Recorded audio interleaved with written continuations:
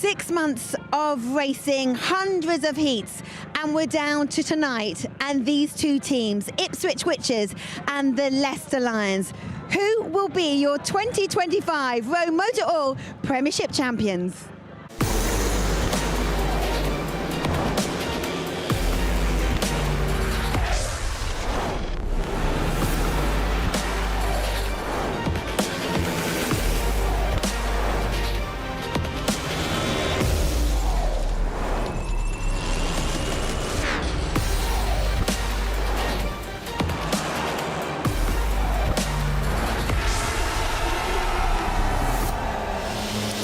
We're racing, here we go, first race of the night, smashing start, Cricket's there, but look at Butinov round the outside, stunning stuff from the Russian, he fires himself to the front. Oh, Ellis has turned it around, yeah, he's off the high side. That won't do his shoulder any favour at all. And look at Butinov, stunning move from Butinov, got my co-commentator out of his skin there, brilliant stuff, out in front, the Ipswich Witches leading the way into the first turn, and here we go, all forward rest, somebody's got to go down, and they duly do. Dan Thompson bites the dust. Yeah. This is going to be some last lap of heat number 13, Frick initially superb, here comes Butinov, on the inside, Frick responds, now Butinov, what a stunning last lap of speedway, that was just sensational speedway in E13 by the Russian. And all of a sudden the Witches have got an 8-point advantage. Oh my goodness, what's gone on there? I think Emma will go for that. This is good news. A maximum score in the Heat 15 for the Lions, and fans are loving it. And can they believe now? A 47-43 point win on Monday night has given the Ipswich Witches a 4-point advantage over the Leicester Lions as we head into this second leg of the ROWE Motor Oil Premiership final. There is such a brilliant turnout tonight here at Fox Stadium. It is the big one, of course. It all comes down to this, and we're in the company of Calvin Tatum and Scott Nichols. And Cal, we just had a look there at the meeting, the first leg on Monday. It could have been a different story coming in tonight, a lifeline perhaps for Leicester and Emil's exclusion in Heat 15. Yeah, the mistake from Butinov was a lifeline, I believe. It's a chink of light for the Lions because they'd been second best throughout the evening. You know, the Ipswich Witches lost a rider in Adam Ellis earlier on and had a couple of decisions also go against them, but they kept piling on the pressure. But just to go by 4 points down, a big first race here this evening, and then all of a sudden it's a very different dynamic, and they'll be hoping to do that. Yeah, so Scotty, as Cal mentioned, the loss of Adam Ellis, it shows the strength and depth of that Ipswich side. It really does, and especially the reserves. I mean, there's an awful lot of pressure piled on those, particularly Dan Thompson, and I think that was really the telling point between the two teams. I think the reserves shone for Ipswich, but you know what, a fantastic performance for them. Leicester will be hungry, like Calvin just said. I think that Heat 15 was a lifeline for them. One race and they can be back in it. Yeah. Leicester then, so they've got to get off to a great start. Yeah, they've won the coin toss and they're going to be going from the inside gates in the first race of the evening, which is handy because, you know, Frick and Becker getting off, trying to keep Butinov at bay could be quite a lively start, I would suggest, but something like that, get on a bit of momentum, who knows, because the Ipswich Witches, this could be third time lucky. They've had such a strong, hard campaigns in the last 2 years, but it's nicely balanced. That Heat 15 just gives it an edge. Yeah, but for Ipswich Witches, 1998 was the last time that they lifted the trophy that's by us here. It was an awful long time ago. I was fortunate to be part of that team that year, and it's a long time. And like I said, they've been so close. You know, look, they're close, but it's the halfway stage. They're not done it yet, and I think, you know, I'm really pleased that Ipswich and Leicester are in the final because whatever happens, there's going to be a new name on that trophy. Yeah, Scotty, thank you. You need to go and put some clothes on. Do you think it's summer? I just want to soak up the atmosphere. Okay, Cal, let's look at these two teams tonight. Let's start with the visitors. Absolutely. Max Frick has been outstanding for the Leicester Lions throughout the season. He leads the way, riding as well as ever. Luke Becker back from injury, beginning to find his best form, needs it here this evening. Ryan Douglas was terrific on Monday night. Carl Howarth, I think he will reflect on Monday and will want better here this evening. Sam Masters, exactly the same for him. Drew Kemp had a nightmare riding at number 6, and Joe Thompson had a difficult night as well. my man to watch is Drew Kemp. He's been in good form this season for the Lions, and he has been instrumental in a lot of their performances. He had a couple of mechanical failures. Can't have that tonight. No. And he needs to be able to put his best foot forward. They do need a whole 1 to 7 effort, don't they? They were missing a couple of riders on Monday. Yeah, they were. Howarth wasn't quite at his best, and Sam Masters probably not also. But here's the home team. Emil Saifutinov, who was outstanding on Monday, and the rider of the night comfortably. Danny King, always giving his best at number 2. I like Tom Brennan at 3. I like the balance that gives the team. Brennan did well, particularly later on. Keynan Rew is the guest coming in for the injured Adam Ellis at number 4, and Jason Doyle, of course, he's rock solid at number 5, Dan Thompson at 6, and number 7 is Jason Edwards. I'm going with the guest tonight, which is unusual for me, but Keynan Rew, formerly here, rode here for 2 or 3 seasons. He'll slot nicely into the team. Don't see that too much as of a negative for tonight, the Australian coming in. That's big pressure, though, isn't it? Coming in just for the grand final second leg, Cal. Yeah, it's a big booking to take. I sort of made fun of you earlier on when we were rehearsing, but yes, you're absolutely right. That is a big call, and no doubt that he'll be feeling a touch nervous, but he needs to get off to a good start. Cal, thank you. Have a good night. You're Okay, welcome. let's hear from the team managers now. They're chatting to Scotty. Leicester Lions team manager Stuart Dixon. Stuart, not the result you wanted at home on Monday, but it's only a 4-point deficit. You've had a win here. What's the chat been between you and the boys up to now? Basically start well, Scott. That was the message on the track walk. Try and do the sort of performance that you've maybe done here individually over the last couple of seasons and put it all together in a team effort tonight, because it's going to take that to pull back the 4 points and try and get that elusive away win here again to land as a trophy. So message was pretty simple: get off to a good start, put them under pressure, and let's see what develops. It's always going to be the same message, whatever the meeting, you always want to win. So when it comes to this, it's literally the chips are down. So is there anything you can do just to go over and above, just to try and draw that little extra out? It's a fine line. I don't want to make them too anxious and too nervous, and the jump starts sort of thing happened in the semi-final at Sheffield. Dougie went through the tapes, you were there, so sometimes you can just fire them up a little too much. I'm not the calmest person, I know that, but sometimes we're just trying to play it down without getting too thing, but at the same time you've got to get them up for it as well. At the same time there needs to be aggression. So the message was, is be up for it, get ready to go, get ready to go, do your best, look out for each other, the usual talks, but with a little more emphasis on it. That was basically the message. Ipswich's team manager Rich Hawkins. Richie, fantastic performance away at Leicester on Monday. Some would say you got one hand on the trophy, but I guess you can't be complacent, so what's the message to the boys? You'd normally feel like that. I think in most speedway ties, if you can win away from home, you think you're going to get it in the bag, but not this one. Never felt like this. I felt like we needed to win at Leicester because they are so good round here. So feels to me like a one-off meeting. Straight shootout, one-off meeting tonight. And do you feel that's just because it's a final, kind of just the emphasis on it, everybody ups a game? Yes, and they're a very good team, and they have got a very good record around here, and their riders like this place. So as much as we like their track, they like ours. So they're always very close meetings. So yeah, that's, we don't feel like we've got a massive advantage. And I guess without kind of panicking and unsettling the boys, that's something you've got to install in them, I guess. Yeah, we need to keep the focus, because the times we've slipped off this year is when we've been relaxed, and you've seen how relaxed they are, and they've been punished for it, and I think we've learnt our lessons. So they all seem up for it now, and it's good vibe about the place. No one seems too nervous, but there is a good vibe. So hopefully, it's going to be a big crowd, so we need it. Fingers crossed, go well. Cheers, mate. It's a busy night tonight. Of course, it is the second leg of the grand final. So Scotty did his coin toss with the captains a little earlier this evening. Thank you, Abby. It is coin toss time, and it could be the most important coin toss of the season. Before that, I'll have a quick chat with the captains. Ipswich Witches captain first, Danny King.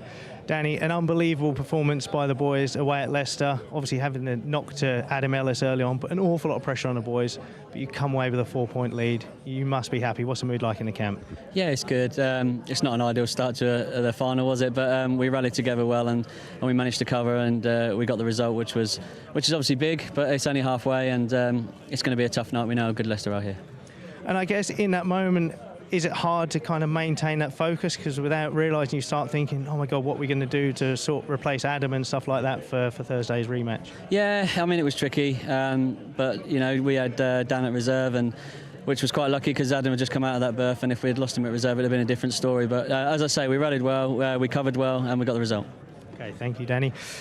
Max, obviously not the result you boys wanted, but I think that heat 15 was crucial, getting you back 4-point deficit, one race, and you could be back level. Exactly, you know, these guys are really good here at home, and they have been all season. So they had a great night on Monday, but you know, we need to try and do something similar here tonight. So it's a big ask, but we're going to go out there and we're going to give it everything we got. And you know, like we said, we're only halfway, so there's a full race ahead of us, and we can just do one heat at a time and give it our very best. Would I be right in saying that that was probably the message from Stuart, is literally he just wants to see you guys lay it on the line and give it everything you got? Yeah, exactly, and I think he knows that you know, we're only halfway. You know, there's still lots of racing to go, and anything can happen. So everyone's up for it, everyone's ready, and we just need to go out there and perform. Okay, well, let's get this coin toss done. If you can call when it's in the air, please. Tails. Tails, late call, but it is tails. So what's it going to be, heat 1 or heat 15? We'll go heat 1, 1 and 3. Okay, there you go. The Leicester Lions opt for heat 1, 1 and 3. Back to you, Abby. Thank you. Let's meet tonight's teams then. Ollie Ann and Calvin Tatum, over to you. Thank you very much, Abby. What a night ahead. We have Joe Thompson coming out here for the Leicester Lions. He's had a difficult run of form. He's had a couple of knocks lately, and he really isn't quite at his best, but he'll be trying very hard to go well this evening. Joe Thompson, do we get him amongst the points here this evening? Yeah, number 6 for the Leicester Lions is Drew Kemp, your rider to watch, Kelvin. 23-year-old British rider. He actually grew up here in Ipswich, so he'll be keen to do well on a track that he spent his younger years at. Indeed. Sam Masters, another part of the team, the engine room part of the team, a responsible ride at number 5, needs to go well tonight. If Leicester Lions are to overhaul the Ipswich Witches tonight, then there's no question that Sam Masters will be needing to put his best foot forward. Yeah, number 4, Kyle Howard, 31-year-old from the UK, an incredibly brave and determined rider who will fight to the end. He's shown that time and time again this year. He's a big team player and will be very motivated for tonight. Yeah, I think he would be slightly disappointed for his performance on Monday, but this man, Ryan Douglas, was in the thick of the action throughout. Of course, he had that clash with Saifutinov in heat number 15, but Douglas was in good form on Monday. A repeat of that here this evening, then who knows? They have won here once earlier this season. Number 2 for the Leicester Lions, the American Luke Becker, in his second year with Leicester. He's returned to form from a horrible spinal injury picked up earlier this year in Poland. He's a solid number 2, and he rode well on Monday.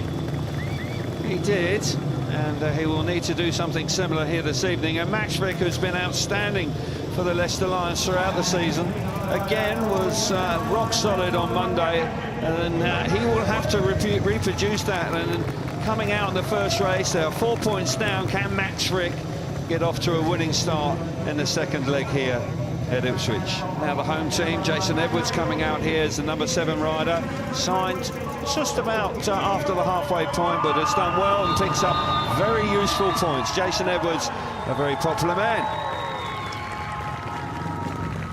At number 6 for the Ipswich Witches is Dan Thompson, former Leicester rider. He had a solid Speedway Nations 2 where we saw him top score for the Great Britain team.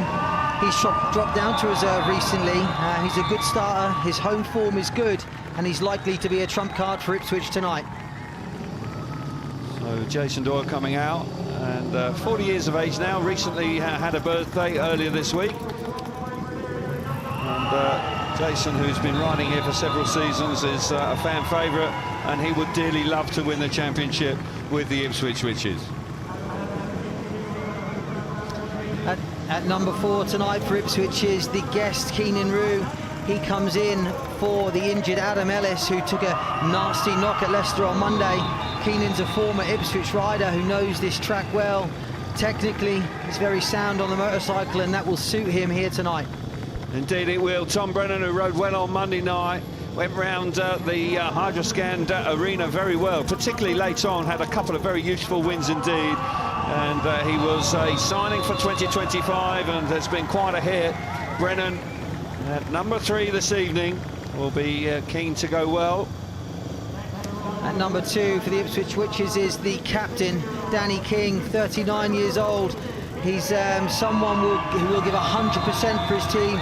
You could see on Monday night just how much it meant to him. With every point he got, you could see him beating his chest after the race. He's well up for winning a trophy here for Ipswich. Emil Saifutinov was outstanding on Monday night. Didn't ride particularly well in the semi-finals, but by golly, did he turn on the style on Monday at Leicester. Something like that tonight, and he could lead this team to victory and the championship. Emil Saifutinov, he's here tonight. A huge crowd, a wonderful atmosphere. The weather's playing his ball. We are set, ready to go racing.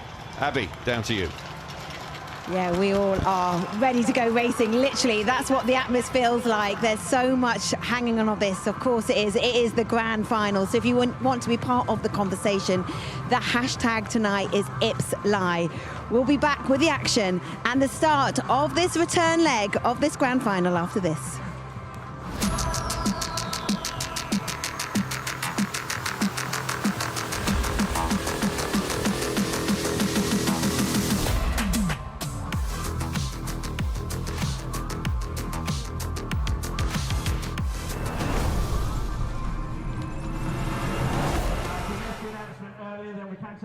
Grandstand on the third bend is open tonight, so if you are struggling for a good vantage point, we understand how many people are here tonight, which is great. We're joined by Ipswich team manager Richie Hawkins. Richie, how are you feeling? Good. Yeah, fairly relaxed today. So, yeah, it's been a good day. Yeah, a little round of golf, so I'm all relaxed and happy. Did you really have a round of golf? Yeah, it played quite well, so I knew it was going to be a good day. Hey, that bodes well. Yeah, it does. How was the feeling amongst the camp? Because, let's be honest, it all comes down to 15 heats, but you have got the 4-point advantage. Yeah, we're not really thinking about that too much. It's kind of one-off meeting now. I think we're both teams pretty even, and they're good around here, and we are. So I think it's going to be a classic, great meeting. So I think we've got, big meeting ahead. We've seen Adam Ellis around the pits. It's great here that he's here and supporting the guys, but obviously you've brought in Keynan Rew. Adam not fit to race. No, obviously, it was a big crash, and good that nothing's broken. But yeah, he's obviously, Keynan's kind of like part of the club anyway. I know he had a year away from us, but so he's an obvious replacement. We're kind of lucky in a way that we could call on him. Jordan Jenkins is here as well, so yeah, we've kind of got a full set up, for our whole team, and yeah, it'll be a big team effort again. And it showed earlier in the week in Leicester how much strength and depth you really have in this team, because you think of Jason Edwards and Dan Thompson, paid 17 between them, and really impressive, and possibly the difference between the two sides. They were. Jason Edwards was brilliant, I thought. He took a lot of the tough rides and the hard gates and stuff, and he took a lot of that and still managed to get 6 points, which I thought were massively vital. We've been known for the last couple of years, even though we've been so good, of being just top heavy with Jason and Emma and relying on them massively. And this year, they haven't been at their best, but we've been so good because of Dan Thompson and the reserves and them coming through. So, yeah, that's really helped us. 1998, what would it mean if you're lifting that title again? It's the fans deserve it. Chris deserves it. Chris puts so much in, and how he runs the club. It's the best run club in the country. He's a brilliant promoter, and what he does for this town. Our support, our local sponsors and everyone. The town backs us really, and it's for them, and that's what they deserve it. So we're doing our best. Good luck tonight. Thank you. Meeting sponsors throughout the year here at Foxhall. Suffolk Floor Restorer here, your local tile and grout cleaning experts, specialising in cleaning and sealing of terracotta and quarry tiles, marble, limestone, sandstone, etc., etc. And also we welcome in MJS Building Services, who are recommended, reliable and ready to build, decades of combined trade experience.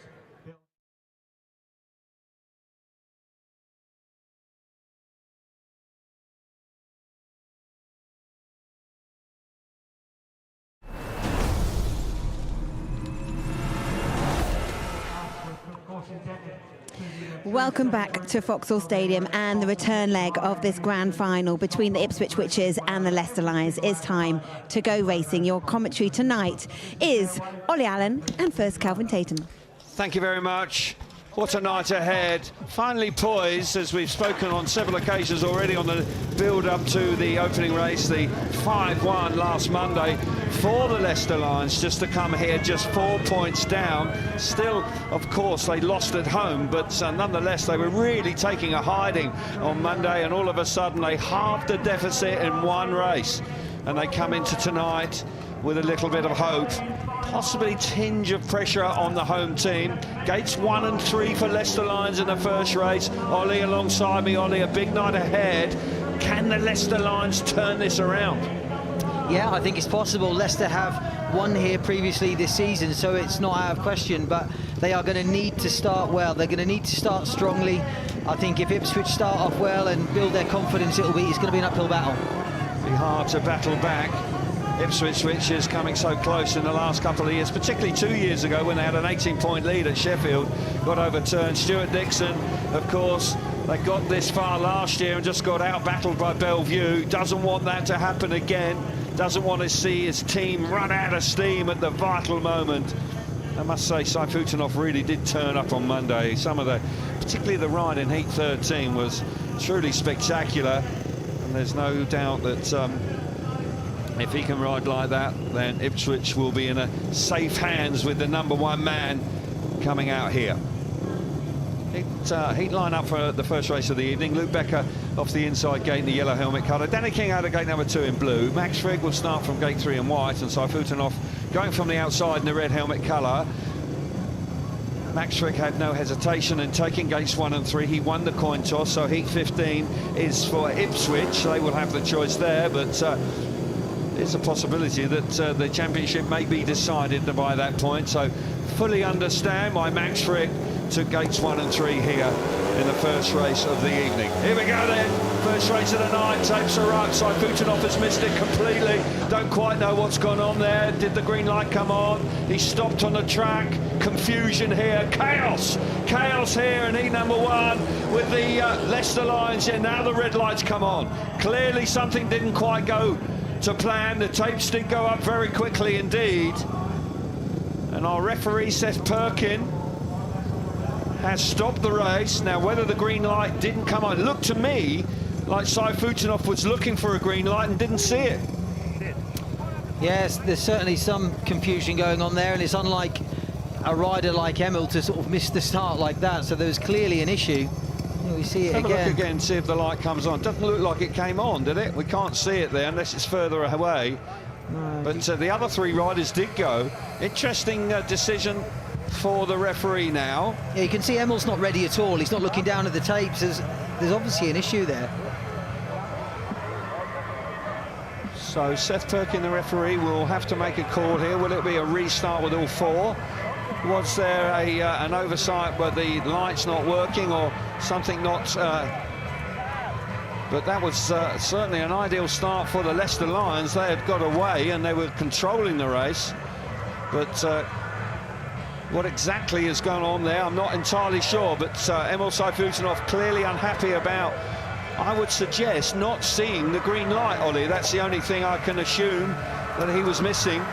Yeah, that certainly is what it looks like to me. We can see now from the commentary box the green light is going into the first bend. And whether it didn't come on, but it's the funny thing is the other 3 riders were ready, weren't they? They went, so still waiting for the outcome of this and any confirmation of whether it will be all 4 and we start again. But it's an untidy and an unusual way to start the night, that's for sure. But Stuart Dixon may well have something to say as well, because his team, his riders responded and were away. It would be unlike him to have something to say, wouldn't it?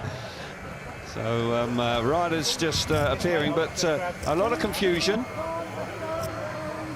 OK, let's get some reaction while we got this. Poor Scotty Nichols is down there for us. Yeah, cheers, Kelv. I'm going to see if I can find out what's going on. There's an awful lot of confusion. Phil Morris is doing some tape testing. I'm not sure. I'm going to see. I think they're obviously suggesting further down the track maybe Emil has seen something that's put him off a distraction. The green light is not working. Right, there we go. Like a magician, the green light apparently is not working. That was from Phil Morris just going past, which obviously Emil clearly wasn't ready. Ollie picked up on it in the replay there. So I'm going to get out of the way before I get run over by these bikes, let them do their job. But apparently green light wasn't working. That's the line we're getting. Yeah, well, that was the obvious thing, really. Thanks for that, Scott. And he clearly was not prepared. The other riders did respond, but he was feeling that he still had some time. But let's hope that the green light is working now. It is quite a long way in the distance. Normally it's on top of the safety fence, about 30 metres in front of the riders. But still...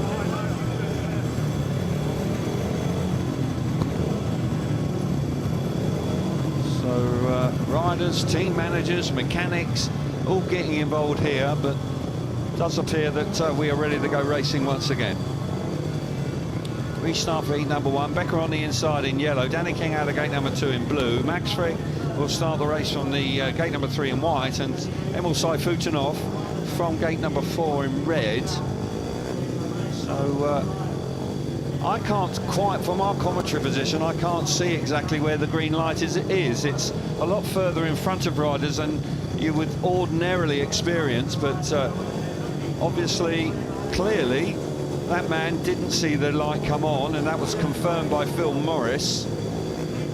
So with plenty of time left, riders are still taking their time to come forward. So we are taking quite some time to get this meeting underway with such a brilliant build-up to tonight. That was a bit of a anticlimactic start to the evening, and a confusing one. So riders forward now. 1 and 3 for Leicester, 2 and 4 for the Ipswich Witches. The Witches lead on aggregate by 4 points. Here we go. Green light's working now. We're racing, and it's a great start from Frick. Frick hits the first turn. He dominates it. Coming around the outside is Emil Sayfutunov. He's gone from last into 3rd place. Danny King into 2nd place. That relegates Luke Becker to the back of 3 all. Will do the Ipswich Witches nicely, but Frick out of gate number 3, Ollie, makes a nice start. Yeah, for the second time, Max Frick makes an excellent start from gate 3. Danny King, though, made an important move on the first bend. He got the better of Luke Becker, clamped him down on the inside, and that allowed his teammate Emil Sayfutunov to move round the outside and join him for a 3-3. And at the moment, Ipswich will be happy with this. Indeed they will. You can see Sayfutunov's got so much speed. He's just cruising in 3rd place, but he's protecting, and he's keeping Luke Becker stuck at the back. Max Frick is comfortably away out in front, and he's going to win at a canter. 3 points are his, but it's a shared race with Danny King and Emil Sayfutunov coming through into 3rd place.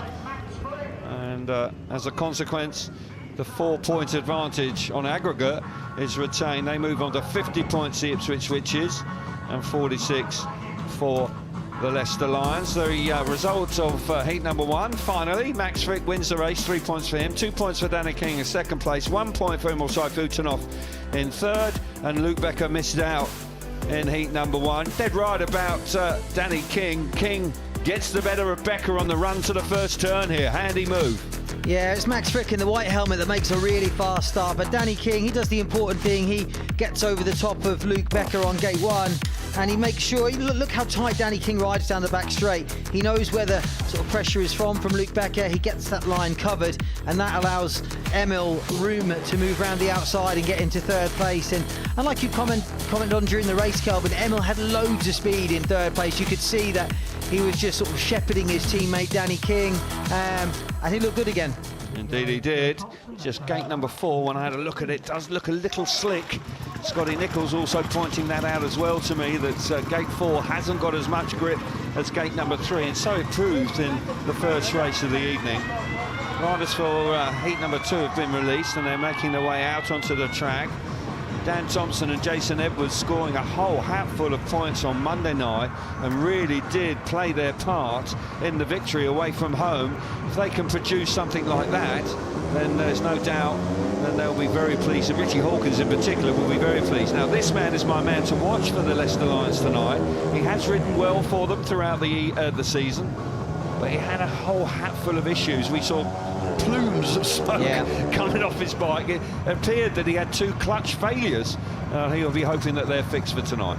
He will indeed, and the Ipswich duo, the reserves here, they were brilliant on Monday, and they really were the big difference between the two sides. I think they probably scored about 20 points compared to Leicester's 3.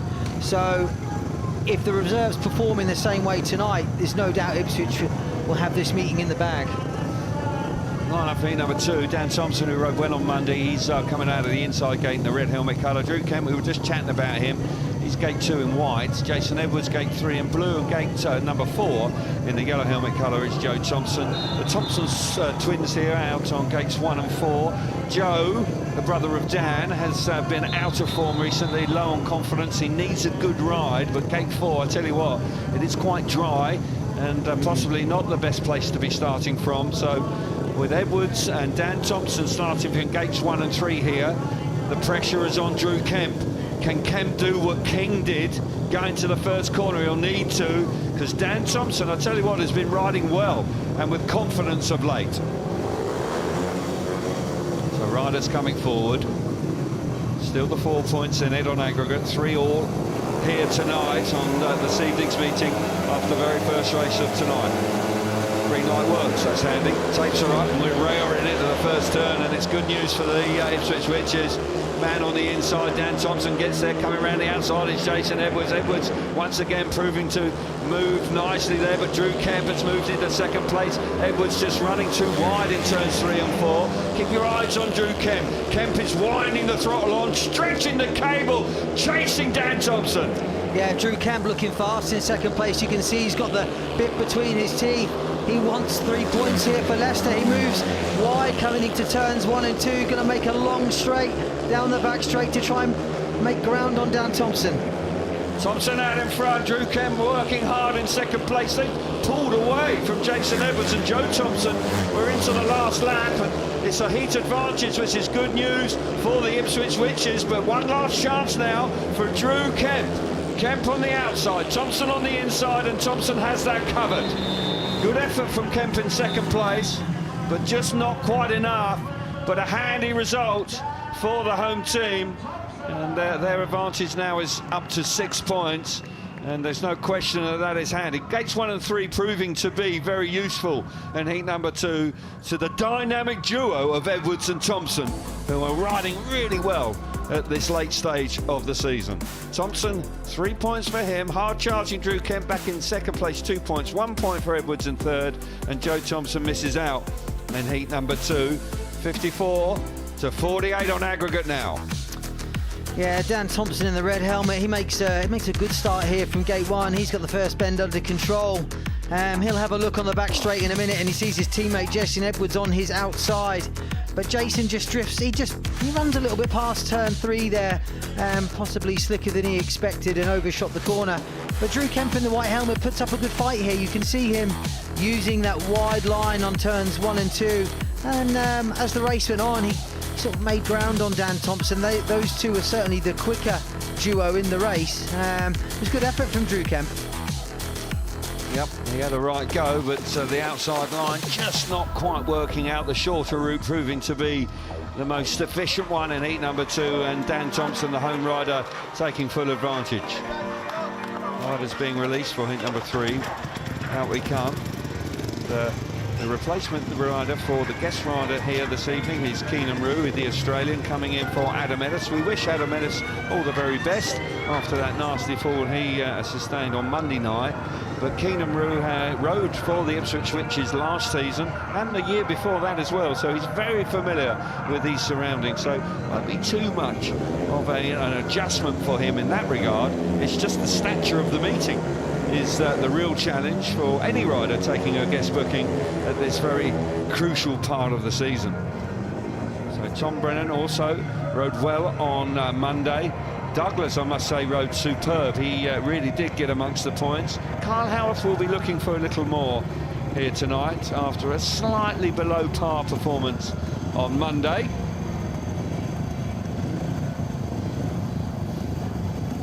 So Carl Howarth up at the start, just coming forward. Stuart Dixon tensely looking on, still waiting for a couple of riders to come forward. just having their rear chains adjusted after a practice start. That Keynan Rew is one of those. Tom Brennan is the other one. Oh, Tom Brennan, excuse me, Brennan is already at the tapes on the outside. So the line-up for heat number 3.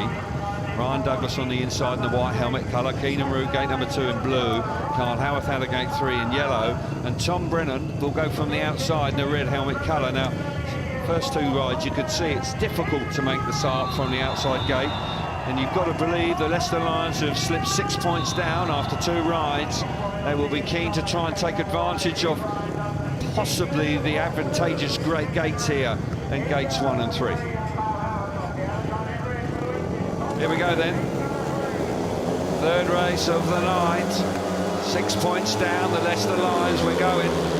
Charging into the first turn, it's close, but it's Douglas initially round the inside. It's very tight with Rew. Keynan Rew has found a way through. That is smashing move from the Australian to get the better of his compatriot. Coming up the inside, it's Howarth out in front with Keynan Rew coming through in the 2nd place, and a hard charging move there. And that looks like Douglas has gone down. Tom Brennan was very forceful going into the first turn. I'm not sure if there was any contact, but there's no doubt it was a tough move up the inside.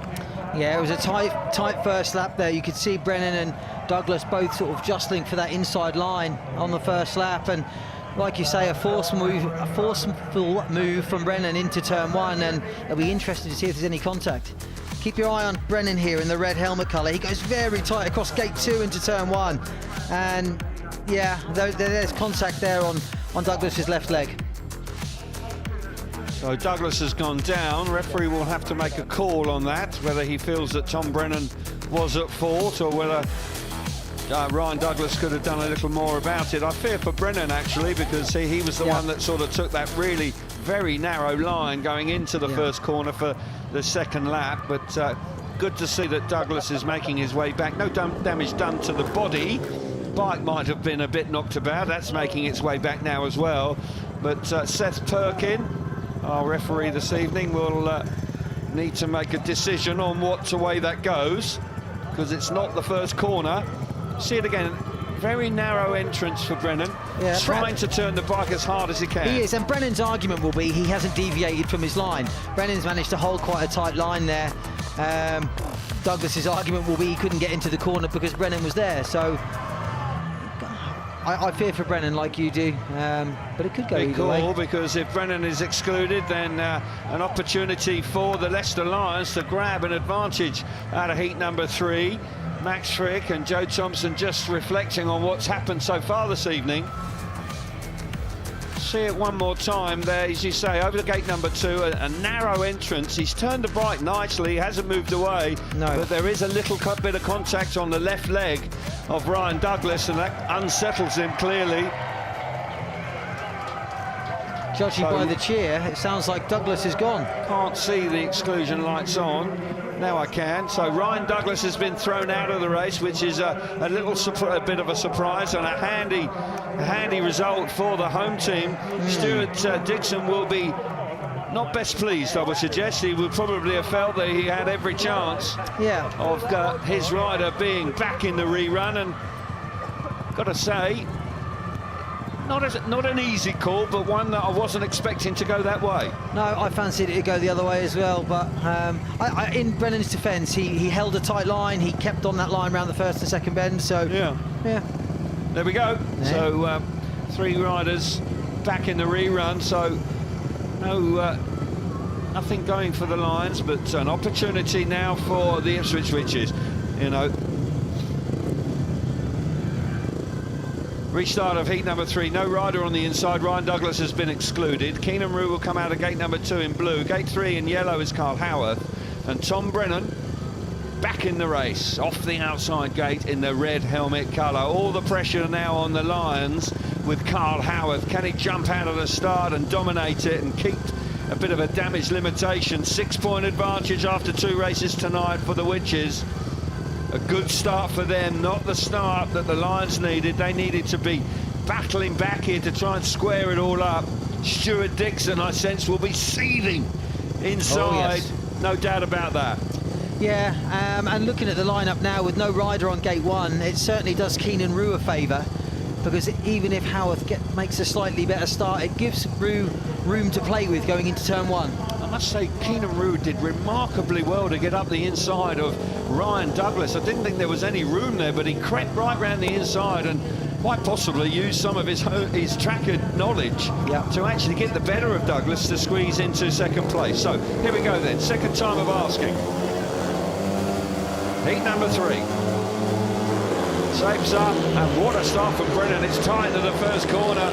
Keynan Rew is there. Howarth has been squeezed going into the first corner. Brennan lifting violently out of turn 2, but he recovers with his teammate alongside him. Howarth's trying to get into the thick of the action, but Keynan Rew leading the way with Tom Brennan right behind him. Howarth having to do some hard yards in third. Yeah, what a start from Tom Brennan from gate 4. It's not been good so far tonight, but that was an electric start. Keynan Rew possibly could have been kinder to him on the first lap and allowed him to come round, but Brennan now under huge pressure from Howarth in third. Oh, what a move from Howarth! Howarth coming charging up the inside. Ruthless move. Brennan holds firm. Playoff Speedway just came to town. Big time from Howarth. How on earth they all stayed up? One last chance, not quite. And all of a sudden, the Ipswich Witches stamp their authority on the playoff final here in Foxhall Heath tonight. 4-2 in heat number 2, massive 5-1 in heat number 3, and now in the driving seat. The leader's restored. They now have a 10-point advantage after just 3 races this evening. And nothing going the way for the Lions so far, but Keynan Rew taking this booking. Many riders wouldn't. But by golly, he's turned up, and that's a terrific ride from Keynan Rew, and Tom Brennan in particular, taking all the pressure from Carl Howarth. Keynan Rew, 3 points for him, nice ride. Tom Brennan really was a brick wall in second place, 2 points for him. Carl Howarth back in third place, 1 point, and Ryan Douglas was a spectator because he was disqualified from the initial stagings of heat number 3. Brilliant result here for the Witches. Yeah, Tom Brennan in the red helmet here makes an excellent start from gate 4. You can see the bike lifting all the way to the first bend. Howarth does a good job to avoid him, in fact. But here you see Brennan will lift. He lifts there, loses a little bit of momentum, and it allows his teammate Rew up the inside. Now, I think if you're Tom Brennan here, you're probably looking at your teammate going, hang on, wait a second, let me round. Keynan looks over his wrong shoulder there, so Tom then elects to come back to the inside, and after that I got the impression Tom probably was quicker than his teammate, and he was getting a lot of pressure from Howarth. Here you see Howarth with a big cutback and a huge dive bomb into turn 3. He actually whacks into the side of Tom Brennan's bike, and Brennan does well there. Yeah, very well. Extremely brave ride by both riders, and forceful from Howarth but fair, and Brennan did a great job to hold on. He does indeed, but end result is a maximum score in heat number 3 for the home team, and the Ipswich Witches looking really good now with a 10-point lead. That heat 15 last Monday just gave a little bit of a chink of light possibly for the Lions, but fair play in the last 2 races with a 4-2 and a 5-1 to the Witches, and all of a sudden they are in the driving seat. And the Leicester Lions are under pressure now. 2 changes here in heat number 4. Jason Edwards has been replaced by Dan Thompson for the home team, and Joe Thompson has been replaced by that man, Drew Kemp, for the Leicester Lions in heat number 4.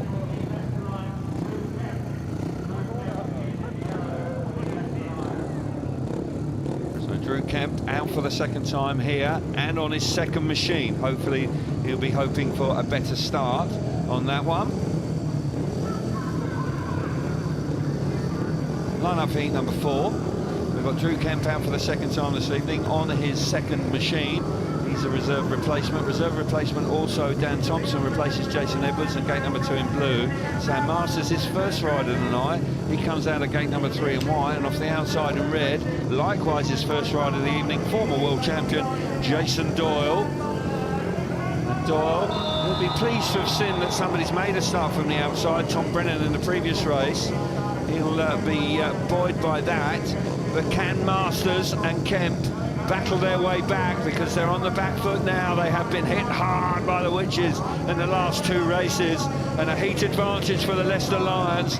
They need a bit of a break here to try and make a bit of a fist of it. Luke Becker, the American, keenly looking on. History repeating itself a little bit at the moment for the Leicester Lions. What have they got here in heat number 4? Let's go. Brilliant stuff from Thompson. Sensational out of gate number 2. He fires himself to the front, but not for long, because Masters comes roaring round the outside of Dan Thompson. Jason Doyle, who missed it from gate 4, has come through into 3rd place, but this will do the Witches fine. They've got a 10-point lead. They don't need to work any harder than this. And I've got to say, with Drew Kemp at the back and detached, it's all good for the Witches again. Yeah, great start there from Dan Thompson. Sam Masters made short work of him on the back straight first lap. Jason Doyle has now moved his way up from last place into 2nd. He's passed his teammate, but Sam Masters looking comfortable in front. 3-3 for the Leicester Lions. It's okay, but it's not what they need. It's not enough, Ollie. It's not enough. 10 points down. Doyle's coming on really strong here. He's going to have a real go on this last corner. Tucks to the inside. Masters mid-track. Turns the bike hard. Kemp's pulled up at the back, but Sam Masters hangs on, and it's a shared race for heat number 4. Drew Kemp clearly disappointed. That second bike not working as well as he would have liked. Gave it a bit of a kick on the way as he exited stage left or stage right. But for the Masters, a nice ride, encouraging ride for the experienced Australian, and he'll be pleased with that. But right now they are very much on the back foot, the Leicester Lions. Masters out in front, 3 points. Jason Doyle coming through into 2nd place, 2 points for him. Dan Thompson, 1 point in 3rd, and Drew Kemp failed to finish in heat number 4. 10 points on aggregate, 62 to 52, heat number 4. Yeah, Dan Thompson in the blue helmet makes a brilliant gate from gate 2. Sort of surprised the big guns on the outside, I think. But rides quite a conservative line on the first bend, sort of mid-track, no man's land, and Masters, he swoops around the outside of him and gets in front. And at the moment, you can see Doyle's quite a long way back, but he sets about after Masters. He passes his teammate first. You'll see in a minute, Dan Thompson has a look, notices it's Doyle on his outside, or inside possibly. There he goes, he has a look. Doyle moves into 2nd, and he, just with a lap to go, he sets out after Sam Masters. Typical Jason Doyle, he will not rest until the checkered flag, and almost closes in on him on the finish line. Showed great speed there, Jason Doyle. Encouraging ride for both riders, but no doubt about it, the Ipswich Witches are in the driving seat. Abby. Yeah, they certainly are. Look, we had drama in the first leg. There was some controversial ref decisions. We've already had one this evening. It is Playoff Speedway. It is the grand final. Huge stakes on the line, but at the moment, Ipswich have definitely got their noses in front. We'll be back with the action after this.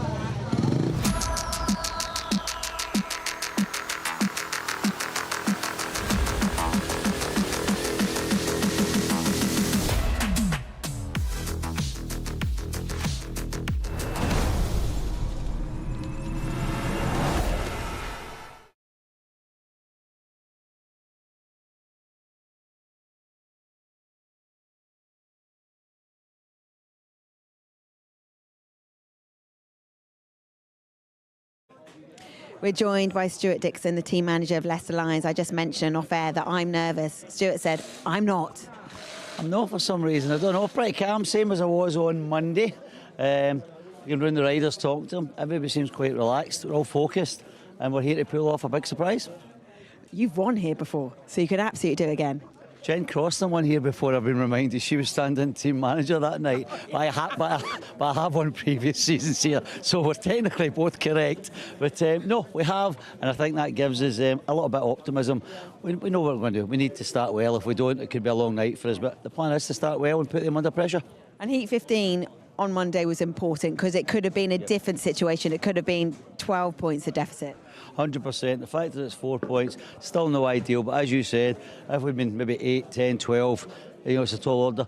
We are one heat away from pulling it back level, and the quicker we do that, if we do, the better, because I want to see them try and get nervous and put them under a bit of pressure. That's I'm not saying our only chance tonight, but it's our best chance. How much would this mean, Stuart, to you, the guys, the club? You were close last year, one step further this time. It would be great. It's the one that's eluded me. I've not won it, and it's not all about me, but the riders, one or two of them have probably won it before. I'm not sure, but I know, I think Sam's won it or Max. But for the team, for the supporters, my two other co-promoters, you know, everybody that works so hard behind the scenes, just the same as Ipswich would probably say. It would be, to do the double would be fantastic. It would be a big achievement, but it's not impossible. Good luck tonight. Thank you. Cheers.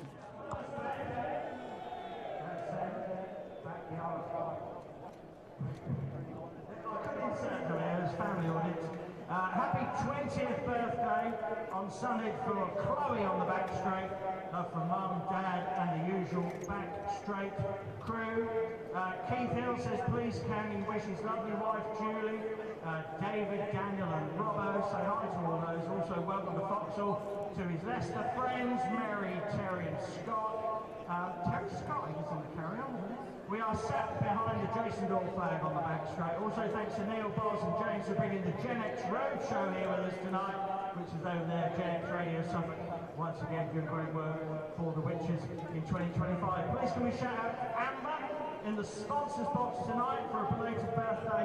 Her favourite rider is Tom Brennan.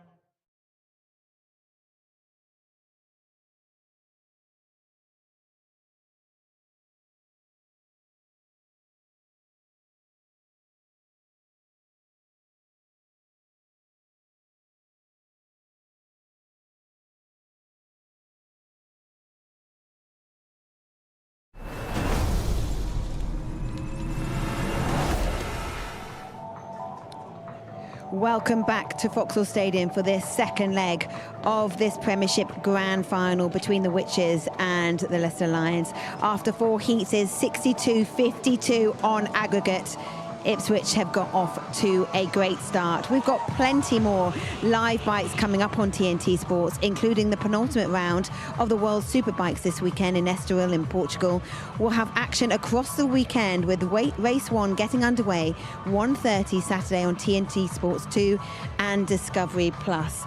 But here in Ipswich, Leicester need Max Frick, their captain fantastic, to help this side get back into this grand final. Ollie and Calv, over to you. They do indeed, Abby, and also going to need a little bit of help from Luke Becker as well, because heat advantages are going to be what it's all about. They need to start laying down a foundation here this evening somehow, because they've had a poor start to the evening. Got to say Ryan Douglas, possibly a little unfortunate, but it was a 50-50 call with the referee. But right now, Max Frick, ever dependent in 2025, is going to need to do something pretty special with his teammate here, Luke Becker. But there's no doubt the Ipswich Witches have got their tails up here tonight. They've come out and they're fighting hard, and they look very confident indeed. Line up for heat number 5, Tom Brennan, the forceful Tom Brennan, coming out here. Gate number 1 in red, gate 2 in yellow is Luke Becker, gate 3 in blue, Keynan Rew. Super ride from him, first time out, impressive. And off the outside is Max Frick in the white helmet colour. Now, Becker and Frick have really got to produce something special here, haven't they? They've got to hit the front, a 5-1. They need something to really battle back, just to maybe put a little bit of pressure back on the home team. Yeah, they do, and it will lift the spirits in their own team as well. They need to start clawing back, and it's all about those heat advantages. It's all well and good Max Frick going out and winning the race, but if Becker doesn't pick up a minimum of 3rd place, then there's nothing gained. No, well, they haven't managed to do it so far this evening. We've had a couple of shared races, and then a 5-1 and a 4-2 to the Witches, hence the 10-point advantage. Riders doing plenty of gardening on the start. When I went out there earlier before they rolled it in, the actual track underneath is actually very hard indeed. They look a little bit more grippy than they actually are, I suggest. So getting your bike set up right for this start, really important on this track here in Ipswich. Here we go then, hit number 5, brilliant start from Frick and Becker. That's exactly what they require. That is a great response from those two, and they charge down the back straight and they maintain their lead. Max Frick and Becker. Becker getting out of gate number 2. Impressive start from Max Frick, and they lead the way. Coming through the 3rd place is Keynan Rew with Tom Brennan at the back, but the Lions battling hard here. Yeah, that was a fantastic start of 2 and 4 by the Leicester boys. Max Frick in particular from gate 4. but Luke Becker doing exactly what Stuart Dixon needed. He's filled those minor places, or not even minor places. They're on a 5-1 at the moment. Looking good. Keynan Rew beginning to close in a touch on the American Becker, but Becker holding firm. A lap to go in heat number 5. Such a crucial result on the cards here for the Leicester Lions. They were a desperate team. They're down and out of touch. They'd moved, they slipped 10 points behind on aggregate. Well, it's all different now. They're just 6 points behind, and an encouraging performance from the top 2 from the Leicester Lions in heat number 5. Still a way to go this evening, and if they can produce 1 or 2 races like that, then who knows, anything is possible.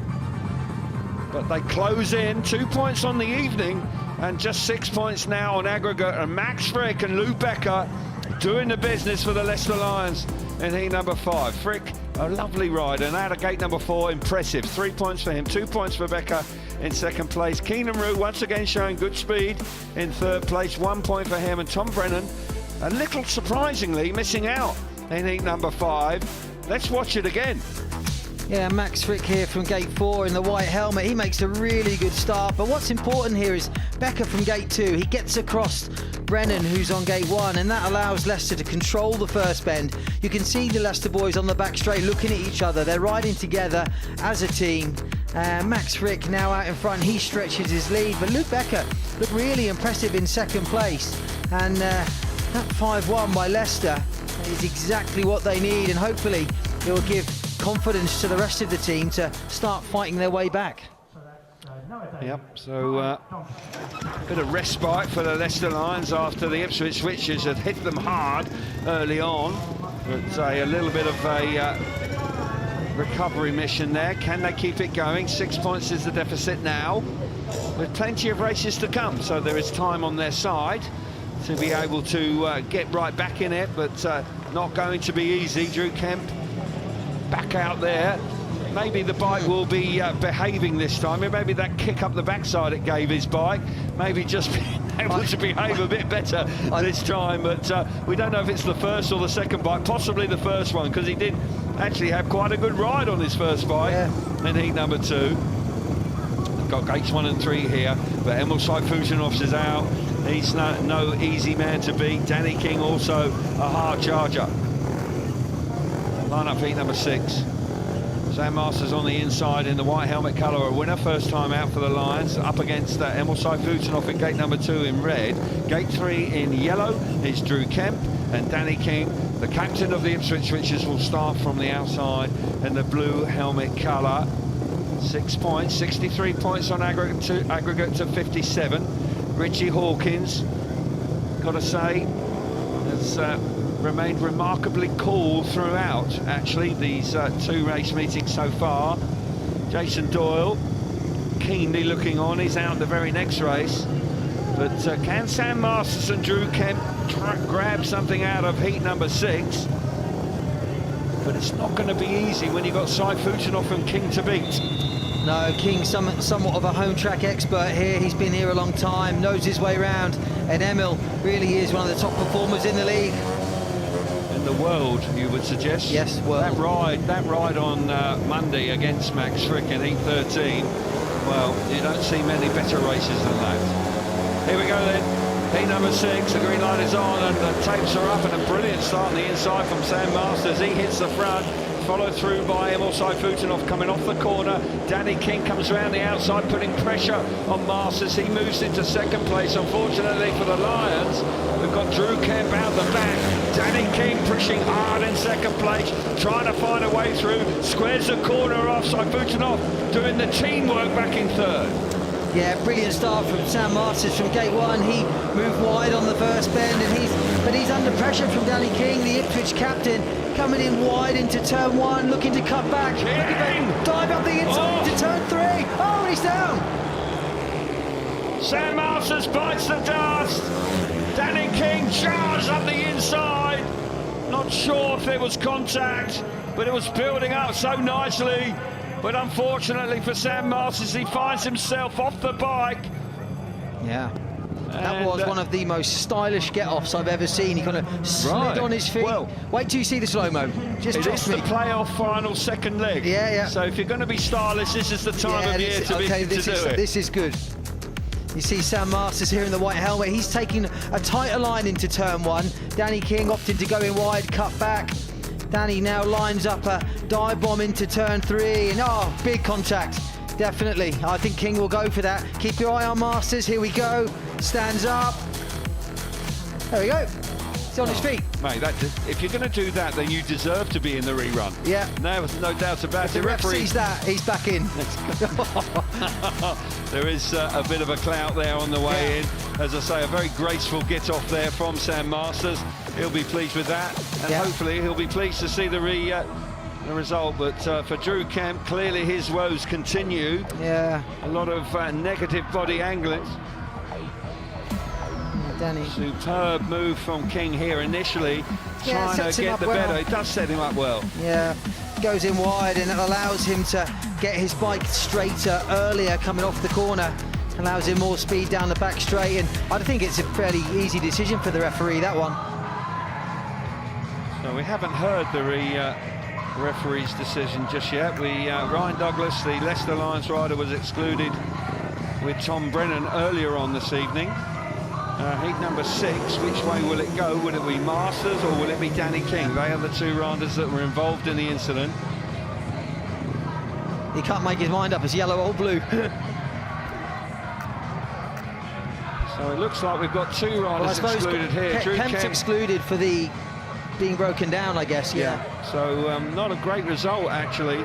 Danny King, the rider in blue, has been excluded with the clash with Sam Masters. So Masters is back in the race, but Drew Kemp, who had actually packed up when the incident happened, so he wasn't under power, that is also an exclusion as well. So in one way, a bit of good fortune for the Lions, but on the flip side, they're only down to 1 rider.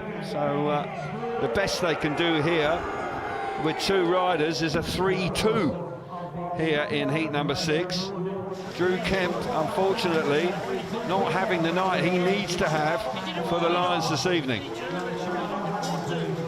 Yeah, Drew Kemp's really struggling with bike issues over the final 2 legs of the season, which is, I'm sure, very disappointing. Well, poor timing, really, isn't it? You know, there's no doubt about that. So we have an awarded race now. Okay, so we're not going to have a rerun. It looks like it is going to be a 3-2. So we've got 3 points for Sam Masters, 2 points for Emil Saifutinov, and Sam Masters is out twice there. So it's Drew Kemp is the rider that's excluded, and Danny King also. So slightly confusing. Apologies for that, but a 3-2 to the Leicester Lions. You see a replay, you'll see Sam Masters in the white helmet. He makes a great start from gate 1, commands the first bend, runs high up into that deeper dirt on the first bend. Danny King in the blue helmet colour, keep an eye on him. He hunts down Sam Masters as the race goes on, opting to use that wider line and then working a sort of cut back off every corner, which eventually gives him enough speed to dive up the inside of Sam Masters. Here we see, this is the move. Danny King wide into turn 1, hits the apex of the corner, cuts back, and then dives up the inside and just takes Sam Masters' leg away. I don't think there's any malice in it, but right decision by the ref. So the deficit actually is down to 5, so it wasn't a complete disaster with the awarded race of a 3-2 to the Leicester Lions. They have just stolen another point off the Ipswich Witches, and in heat number 6. Riders are at tapes for heat number 7. So line up for you. On the inside is Jason Doyle. He's in the red helmet colour. Gate number 2 in white is Ryan Douglas, who'll be fired up after the exclusion last time. Dan Thompson going along nicely after a couple of rides. Gate 3 in blue. And Carl Howarth looking for a better ride here from the outside in the yellow helmet colour. Once again, no easy task for the Lions, but Douglas, if he could jump out of gate number 2, hold Doyle hard on the inside. Howarth is a hard charger, who knows? As I say, 5 points in it. It's not over yet. Last couple of races just going the way of the Lions. Yeah, they're starting to claw their way back into it. You can sense they're growing in confidence, but this will be a tough one. With Doyle on gate 1, he's going to be a tough man to beat. Indeed he will. He came through into second place after a poor start from gate 4 in his first ride, and managed to actually put a lot of pressure on Sam Masters at the end of the race. But if he gets away here, it could be a tough man to beat. Here we go then. Doyle and Douglas, gates 1 and 2. Here we go. It's tight into the first turn. I've got to say, Dan Thompson's made a lovely start from gate number 3. Doyle's there as well. Good for the Ipswich Witches. My goodness gracious me, that's tight. Very, very tight. Had to be a problem there. Doyle has gone down. He's gone down hard there. Carl Howard coming roaring down the inside there. 3 abreast on the entrance to, and the turn number 3 on the opening lap of heat number 7. By golly, that was tough down the back straight. Yeah, really tight first lap there, and a big crash for Doyle, and well, hazard a guess he won't be very happy about that. Well, no. And Ryan Douglas was there, but when Carl Howarth showed up on the scene, they basically just kind of ran out of room, didn't they? Yeah, all 3 riders going into the bend at the same time wasn't ever going to be a good outcome. But Dan Thompson, what a start from him off gate 3. He was very impressive indeed. Yeah. I don't think he's missed one tonight. 3 out of 3 for him off the start anyway. He's looking good so far this evening. There's a little bit of concern for Jason Doyle, who went down heavily on the entrance to turn number 3. As I say, 3 riders all pretty much abreast going into turn number 3, and with Doyle on the outside, the domino effect, he came off second best. So here we go. We can see this again. This got very close indeed. Yeah, keep your eye on Doyle and the red helmet colour. He gets a big nudge here from Howarth, and he's hit the fence really hard there. I hope he's okay. Kyle Howarth in the yellow helmet colour. 3 riders going into the corner at the same time, and really, I think the referee's got no option there but to exclude Howarth, I think. Yeah, well, Howarth is the danger man to go. The only mitigating circumstances for me is the fact that Ryan Douglas's teammate was right on the inside, so kind of couldn't get across. But there's no doubt that he does give a big shove to Jason Doyle, who's back on his feet, which is really good news indeed. So the exclusion light is on, so Carl Howarth is out of the rerun. Nothing going their way tonight. So a blow for the Leicester Lions in heat number 7, but just a little bit too forceful from Carl Howarth, going charging down the back straight. And Jason Doyle, who's had his injury issues in 2025, dislocated his hip on 2 occasions this year, and it took some time for him to recover, but he's been actually in fine form in the latter stages of the this season, excuse me. Yeah. And he'll be pleased to be back in the rerun. Okay, well, we've got a bit of time. Let's get some reaction with Abby. Stuart, it's a hard night, and lots of the guys, of course, are hard charging, and a number of incidents there, and Carl Howard's just taken out Jason Doyle.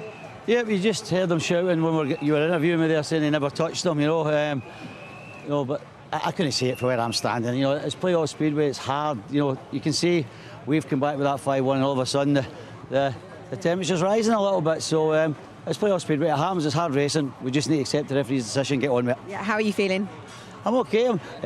When we go to 5-1, I'm starting to get pumped up a little bit, but I have got concerns with my reserves tonight. They need to get the finger out, and I left them in no uncertain terms what I expect from them. Okay, Stuart, thank you. I can imagine that was no uncertain terms. Back to you guys. Yeah, it's quite noisy down there, unfortunate for Abby, but can sense that Stuart Dixon is he's a passionate guy. He will be very keen for Ryan Douglas to try and drag the best possible result out of heat number 7, and that'll be a 3-all. He simply has to win the race. He'll be hoping to get the better of Dan Thompson and Jason Doyle, which will be no easy task. No, certainly not. Jason Doyle, one of the world's best riders, and Dan Thompson, he's starting very well tonight, so it's a tough task for him. 2 minutes clock is on now, so there's no real panic for Doyle, although he looks like he may be changing bikes here. So maybe that's why he's having a bit of a rush out to do a practice start.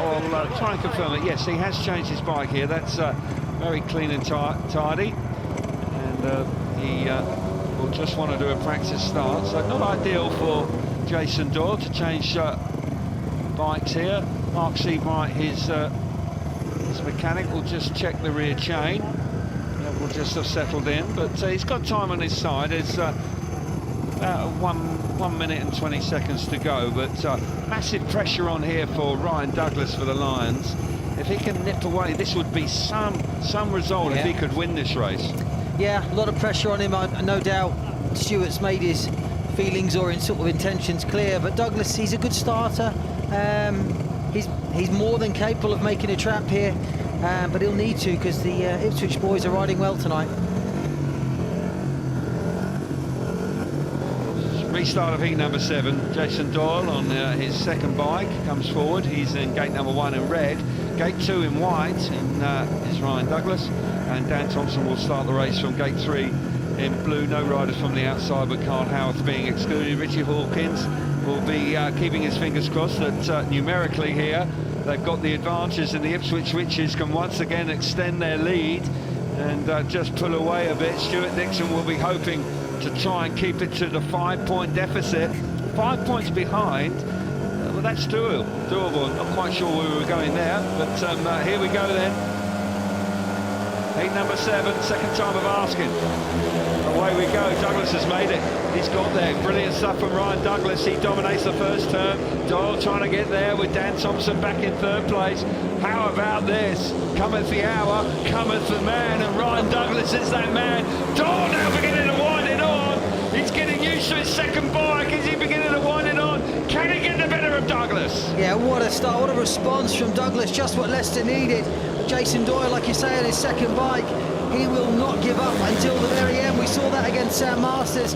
You can see him running a slightly wider line into the bike lifts coming off turn 2. Douglas under pressure from Doyle. Doyle giving it everything in second place. A lap to go. Ryan Douglas, can he keep it together? Stunning start to get the better of the Ipswich duo on the opening lap. And he's got one last blast through the turns 3 and 4. And that is a terrific ride. That is a terrific ride. Down to 1 rider, and they keep the deficit just to 5. Still at a very much advantage, the Ipswich Witches, you have to say that, but in those circumstances you'd put money on the Witches getting the advantage, but it's not to be. Just 1 point difference on the night, and now it's 5 points on aggregate, 68 to 63. Super ride from Ryan Douglas. 3 points for him, 2 points for Jason Doyle in second place, 1 point for Dan Thompson in third, and Carl Howarth was disqualified from heat number 7. Well, we did talk about it pre-race, and Julie, Ryan Douglas here delivers. Yeah, he makes a really good start from gate 2, just gets over the top of Jason Doyle and then allows his bike to run across the front of Dan Thompson. After that, he knows he's got Jason Doyle on his tail, so he cannot let off the gas at all for the full 4 laps. You can see Jason Doyle working different lines to Douglas. He's trying a wider line in and then tries to turn back. And he does close in on Douglas, but Douglas withstands the pressure really well. That is a fantastic ride by Douglas, an excellent start and a very composed race. You can see Doyle, he's getting out of shape behind him. You can see the effort he's putting in. Fine effort from Ryan Douglas, 5 points in it. Advantage to the Witches right now, they're still in the driving seat. Looking good for them at this stage. Okay, Abby, that's down to you. Yeah, thank you. I'm just going to get out of the way because we have got a Leicester team meeting, but possibly they learn from us following them on Monday and they're heading outside the gates probably to avoid us. But Ryan Douglas also being beckoned out there. Just 5 points in it on aggregate now. That hashtag tonight is Ipsline. We'll be back with Heat 8 after this.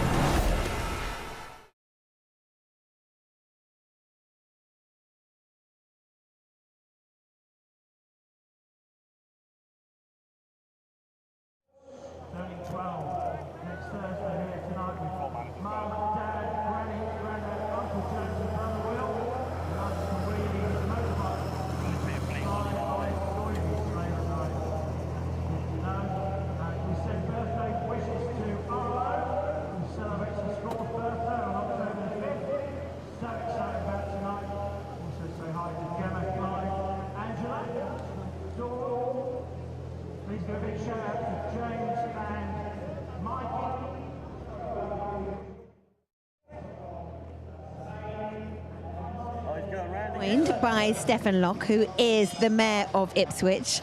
This is a big night for Ipswich. Obviously, you've got the football club and the Speedway, and the guys are putting on a show tonight. Oh, putting on a hell of a show tonight. Ipswich Witches are right up there doing their thing.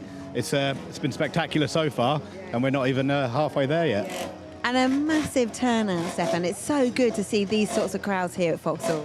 Well, standing up where I was, looking around the whole track, it was amazing to see the crowds that are here. I used to come up here as a young child. I was here for the 1998 treble win. I was only 9 then, so I've just given away my age. But yeah, amazing to see. That's actually a lovely story, because if you were here last year in 1998 as a 9-year-old boy, if Ipswich win tonight, that'll be the first time they lift the title since that date. And I'll be proud to be here for both of them. And you're going to be giving the trophy, if it is to Ipswich, at the end of these 15 heats. I have no doubt it's going to be to Ipswich. I can't say anything other than that, and I don't believe anything other than that. But how good is this sport then in terms of bringing people together, bringing the communities of Ipswich to come out and support their guys? Well, standing where I was stood earlier, I was up in the sponsors box and hearing the passion and everyone high-fiving when it was 4-2, 5-1, even 3-3. And then you're standing on the wall here with other people. You can just hear it in their voices. You can feel it. It's amazing. I spoke to Richie Hawkins earlier tonight, and he was saying about how much it would mean to the team and how well this club is run, and for Chris Lew as well. And the great thing about the riders is they've been a core team for a number of years, really. Oh, absolutely. Like the effort that goes in behind the scenes with people like Chris, I imagine it has taken years and years to get them where they are, but they're proving the point. The hard work is paying off. Enjoy the rest of the night. Thank you for chatting. Thank you very much. Cheers. Thank you.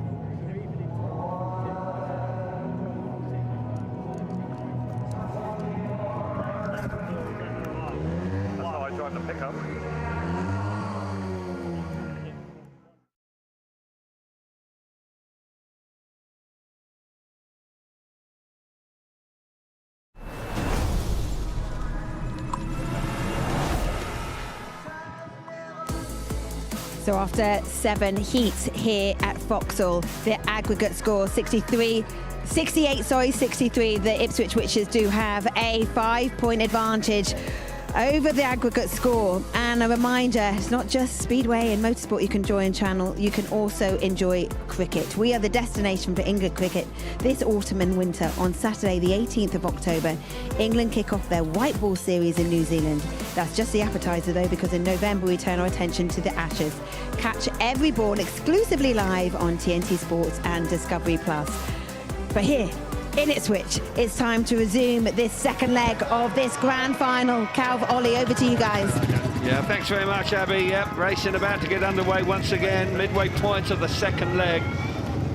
We're getting through the races now. It's 5 points, as Abby was saying, between the two teams. Heat number 8, it's a protected race. You can't make changes here. We'll see Jason Edwards for the home team for the second time tonight. Joe Thompson, who really is out of form. So the pressure for the Lions is very much with the American Luke Becker. Danny King and Jason Edwards are looking like quite a handy pair here in heat number 8. And that man, Luke Becker, starting from the outside gate, he's going to have to produce something pretty special here to try and keep the deficit, I would suggest, just to 5. Joe Thompson is going to have to surprise us with a return to form here in heat number 8. Would be an opportune moment if he could. Line up heat number 8. Jason Edwards off the inside in the blue helmet colour.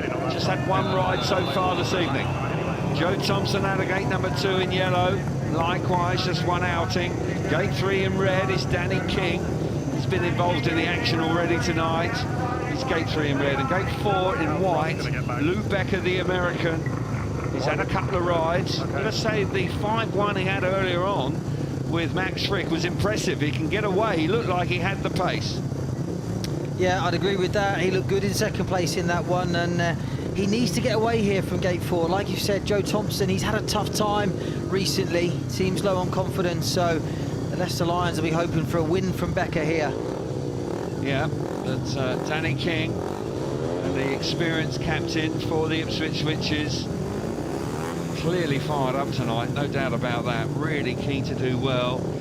And there's no doubt that Jason Edwards also is a handy starter. So this is a little bit like Ryan Douglas in the previous race. Can Luke Becker produce something here to keep his team right in the hunt? Here we go. I'm afraid he can't, because the Ipswich riders have made stunning starts out of gates 3 and 1. Here comes Becker now up the inside, gets the better of Jason Edwards. Edwards has actually gone to the back, with Joe Thompson coming through in the 3rd place as well. Encouraging ride from him, but Danny King out in front. He's being chased hard by Luke Becker. Can Becker do anything about King? Here comes Edwards back into 3rd place. Yeah, key battle at the back there. Jason Edwards went round the outside of Joe Thompson after Joe had passed him on the 1st lap. Danny King out in front with Luke Becker chasing him, but at the moment a 4-2 for the Ipswich duo is just what they need. Yeah, Luke Becker, nothing he can do about Danny King out in front. King going great guns out in front, with Edwards coming through in the 3rd place, the vital 3rd place, gives the advantage to the Witches, and the Witches all of a sudden beginning to stretch the advantage again. Big result for the home team in heat number 8. They'll have the 7-point advantage now with that awarded race. 3-2, all of a sudden the scoring slightly lopsided tonight, but 72 points to 65 on aggregate, and the home crowd delighted with the captain in heat number 8. Becker tried everything back in 2nd place, but just couldn't quite land a blow. Gate 4 just proving to be just a little bit too touch. Danny King, 3 points for him, 2 points for Luke Becker in 2nd place. Jason Edwards back in 3rd, 1 point for him, and Joe Thompson failing to score in heat number 8. Here we see it again. Good start from the Ipswich boys initially. Yeah, Danny King, he actually twitches at the start a little bit, but he makes a great jump. Both of the Ipswich boys do, in fact. Luke Becker here in the white helmet colour, he dives up the inside of Edwards, and that creates a bit of space for Joe Thompson, his teammate, to move into 3rd. And briefly here, a sort of half a lap, it looks like Leicester could be on for a 3-3, but Jason Edwards, keep your eye on him in the blue helmet colour as we come onto the back straight. He just sneaks round the outside of Joe Thompson, and you really can see Joe Thompson looks low on confidence at the moment, but that is 4-2 for the Ipswich Witches. Is just what they need to start to pull clear again. Yep, just get a little bit more of a lead, and a great bounce back from Danny King, having been excluded in the previous race, so he was doubly determined to get to the front, and he duly provided the home team with another 3 points. And as you rightly say, the 3rd place from Jason Edwards, vital to stretch the lead back out to a handy 7 points at the midway point here this evening in the 2nd leg of the grand final. Okay, more opportunities. Abby, down in the pits. Yeah, and we are joined by Adam Ellis. First of all, Adam, how are you doing? Good, yeah, a little bit sore, but yeah, it is what it is. I think the boys are battling hard tonight, so fingers crossed they can keep it up. And good news, though, I know that you'd want to be out there, but nothing is broken. So I know you're sore, but at one stage, it looked like it could be a lot worse. Yeah, it was worrying at the time, but no, it's good now. It's feeling a bit better every day, so the wise move is to rest it up. We don't normally take the wise moves, but it was, yeah, it's, you know, it's a big night, and didn't want to jinx the team really, so yeah, fingers crossed they can keep it going and we can celebrate at the end. They're looking good at the moment, and the difference really is the reserves. Ipswich just looks strong from 1 to 7. Yeah, we've been brilliant all year from 1 to 7, and you know, Dan and Jason now, you can tell he's up in his game. He's had some tough meetings here, but he's firing tonight, so it really is a team effort here, and with Ipswich, is, you know, from the top that it comes down, it's a big team effort, so yeah, hopefully we can put it off. I think the club deserve it. Adam, thank you for chatting, and recover well. Thank you. Back to you guys. Thanks very much, Abby. Good to hear from Adam. Good to see him smiling here tonight and supporting the team. Now there's a change here in heat number 9. Joe Thompson is having 2 rides on the spin. He was in heat number 8, and he's straight back out here in heat number 9 to replace Drew Kemp, who's had some problems again here this evening after having some issues as well on Monday night. Far from ideal for the Lions. They could have done with him firing on all cylinders here. So the line-up heat number 9, Keynan Rew on the inside in the blue helmet colour. Gate number 2 in white, Sam Masters. He's going well tonight, Masters. And then we've got Tom Brennan out of gate number 3 in red, and Joe Thompson off the outside in the yellow helmet colour, the reserve replacement for Drew Kemp in heat number 9. Masters, who's ridden really well this evening. Must say he's unbeaten from his 2 outings. Can he do it again? Certainly he'll need to. Got to say this is tough for the Lions. 7 points up for the Witches. They're beginning to are they beginning to dream? Have they got one hand on the trophy? Because I tell you what, they are really working well, and it's just a line-up like this, Ollie, you've got to believe that the best, possibly the best the Lions can achieve is a 3-all. Yeah, that's how it looks on paper. Thompson has struggled over the 2 legs. Here we go then. Heat number 9.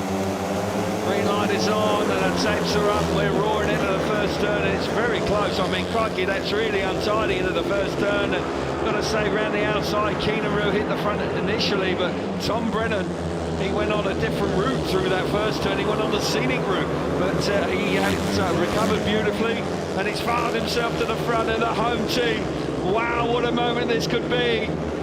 5-1 on the cards, with Masters giving chase back in 3rd place. Yeah, this could be a huge 5-1 in the course of the meeting. Sam Masters previously unbeaten until now, but Tom Brennan, what a start. Well, what a first bend. Looked like he was going for a hot dog on the first corner. Yeah. Swooped round everyone on the back straight, and he's now clearing off in front. Keynan Rew in 2nd place, 5-1 to Ipswich. Looking good for Ipswich. They really are charging away out in front. Keynan Rew coming in as a guest for Adam Ellis, doing a fine job, you must say. And Brennan and Rew combining beautifully in heat number 9. And it's going great guns, home crowd on their feet, loving what they're seeing. And the championship, they're edging ever closer. A 10-point advantage now, 77 to 66 on aggregate. And will that be the pivotal moment where we see the Ipswich Witches really push on for their first title since 1998. Brennan, a great recovery in the first corner. The cafeteria is in the first corner. It is, yeah. It was indeed 3 points for him. Keynan Rew in 2nd place, 2 points, 1 point for Sam Masters, and Joe Thompson missed out in heat number 9. Massive result for the home team. Yeah, keep your eye on Tom Brennan. He's all action going into the first bend. Front wheel really high, lifting all the way. He runs high into turns 1 and 2. And look how wide he's gone, picks up again and again. The bike's really pulling his arms out as he enters the back straight. But he gets so much speed, and Keynan Rew's clever. He knows he's there, he looks over his shoulder, lets him round the outside, and massive 5-1 for Ipswich.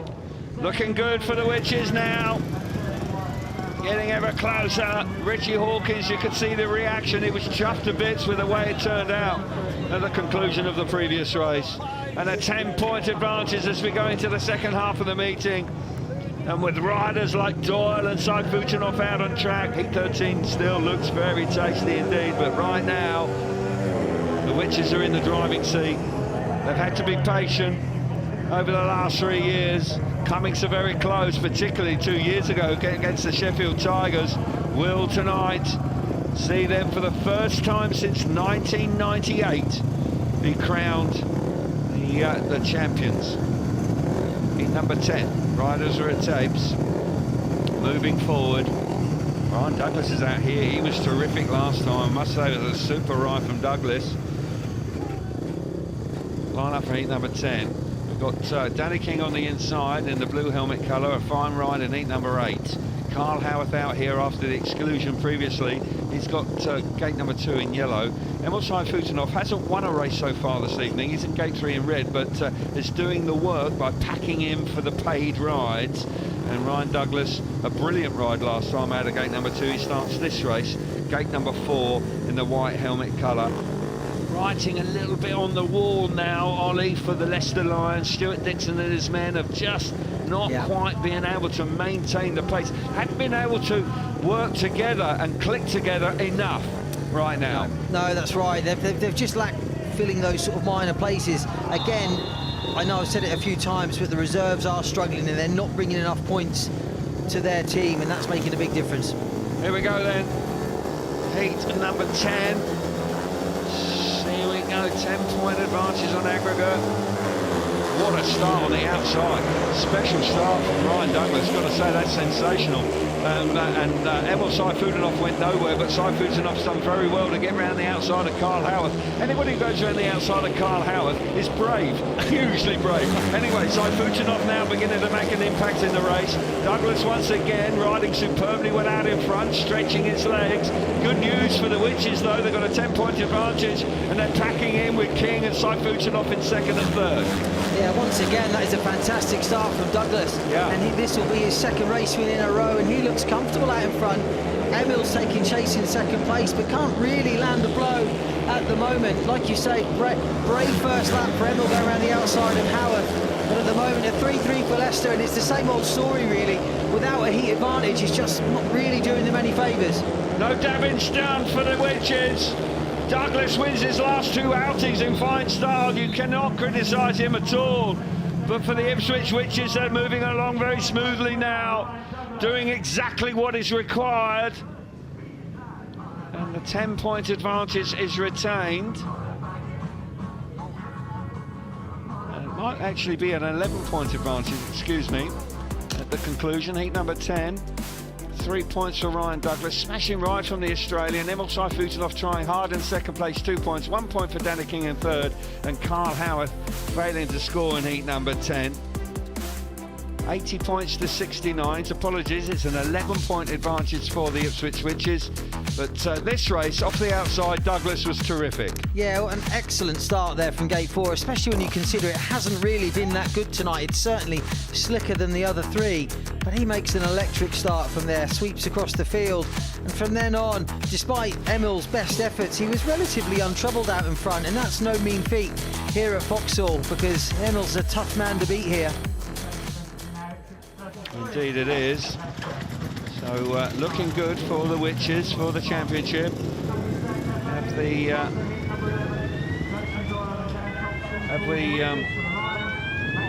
Leicester Lions got any response? This pairing of Becker and Max Frick were very good last time. They picked up the only 5-1 that the visitors have had so far tonight in heat number 5, where they got the better of Brennan and Rew. Can they do it again here? If they're going to have any chance at all, with heats beginning to run out, then this is a crucial moment with the Ipswich Witches really holding firm. Max Frick, been terrific once again this evening. He's going great guns. Jason Doyle's been on his backside once a little earlier on with a strong move from Howarth, but he's back out there. Here we go then, the lineup. Heat number 11, Frick's on the inside in the white helmet colour. Jason Doyle, red helmet colour for him. Gate number 2, Luke Becker, gate 3 in yellow, and Dan Thompson will go from the outside here in the blue helmet colour. Thompson's been... That's actually Jason Edwards in the blue helmet, I think, has come in. Yeah, you're right. There's been a change. It's Jason Edwards being switched around here for Dan Thompson. So there's the graphic, that's spot on now. Frick on the inside, Doyle in gate 2, Luke Becker in gate 3, and Jason Edwards, the replacement for Dan Thompson. He starts in blue off the outside gate. Edwards, who was switched around actually earlier on for Thompson, they've now switched it back, and he will go here in heat number 11. Heat number 11, and 11 points up on aggregate, the Ipswich Witches. Race is running out, and Max Frick and Luke Becker simply have to get the better of the Witches pairing here if they're going to make a late surge in the second leg of the grand final. So riders coming forward. The two Aussie boys on the inside are close here. They can almost touch elbows on the start line. There you go. Green lights on and away we go. Frick's just going to get there. No, he's not. I tell you what, that's a great effort from Doyle. Doyle hits the front. Coming through is Edwards as well. Stunning first corner from Jason Edwards to pass Frick. Luke Becker slams the door shut. Frick now coming through into second place. Becker's aware of him. Well, I think he was, but I'm not sure. But Jason Doyle in front. Max Frick. Keep your eyes on Frick. He's going to be quick in second. Yeah, great first bend from Doyle to get the better of Frick. Frick's quickly moved up into second place. He has plenty of speed tonight, but Doyle's going to be a hard man to overtake. You can see Frick using that outside line on turns 1 and 2, trying to cut back and build up a big straight. He moves up the inside on turn 3 and 4, but Doyle's on the faster line and he looks good out in front. Jason Doyle winding it on, terrific away from the tapes. One last chance now for Max Frick, who's giving it his everything in second place, roaring around the outside, but not enough grip. Doyle does the business. It's exactly what they need. Another race ticked off for the Ipswich Witches here this evening at home. Their talisman, Doyle, does the job. Exactly what's required. Edwards was in there, you know, he came through out of the first corner, but Becker and Frick responded. But they didn't get the heat advantage they're looking for. And there's no doubt that the Ipswich Witches are looking really good right now. Doyle, the 3 points out in front, good ride from him. Max Frick coming through into second place, 2 points. 1 point for Luke Becker in third, and Jason Edwards missed out in heat number 11. The 11 points is retained, 83 to 72. Here we see it again. Yeah, big battle on the inside between Doyle and his Aussie compatriot Frick. Doyle gets the better of him going into the first bend. And at this point, if you look at Frick, he's at the back here, he's in last position. He switches to the outside, quickly moves around the outside of Edwards and his teammate. He gets close here with Becker. Becker knows he's there, but lifts a little bit. Doesn't leave him much room, but enough. Frick then in second place sets out after Jason Doyle, and he kept him honest throughout the race, but Doyle never really looked in danger of losing that first position. But at this stage of the meeting, with the points the way they are, Ipswich will be more than happy with the 3-3. Indeed, they're looking good right now. Abby, down to you. Yeah, thanks, guys. We've got the monitor right close to us here in the pits. You saw Max Frick and Jason Doyle both looking on there, looking at the repeats, but it was Doyle that got the better of Max Frick. We only have 4 heats remaining of this grand final. What can Leicester come back after the break, and can they respond to the pressure that Ipswich are piling on?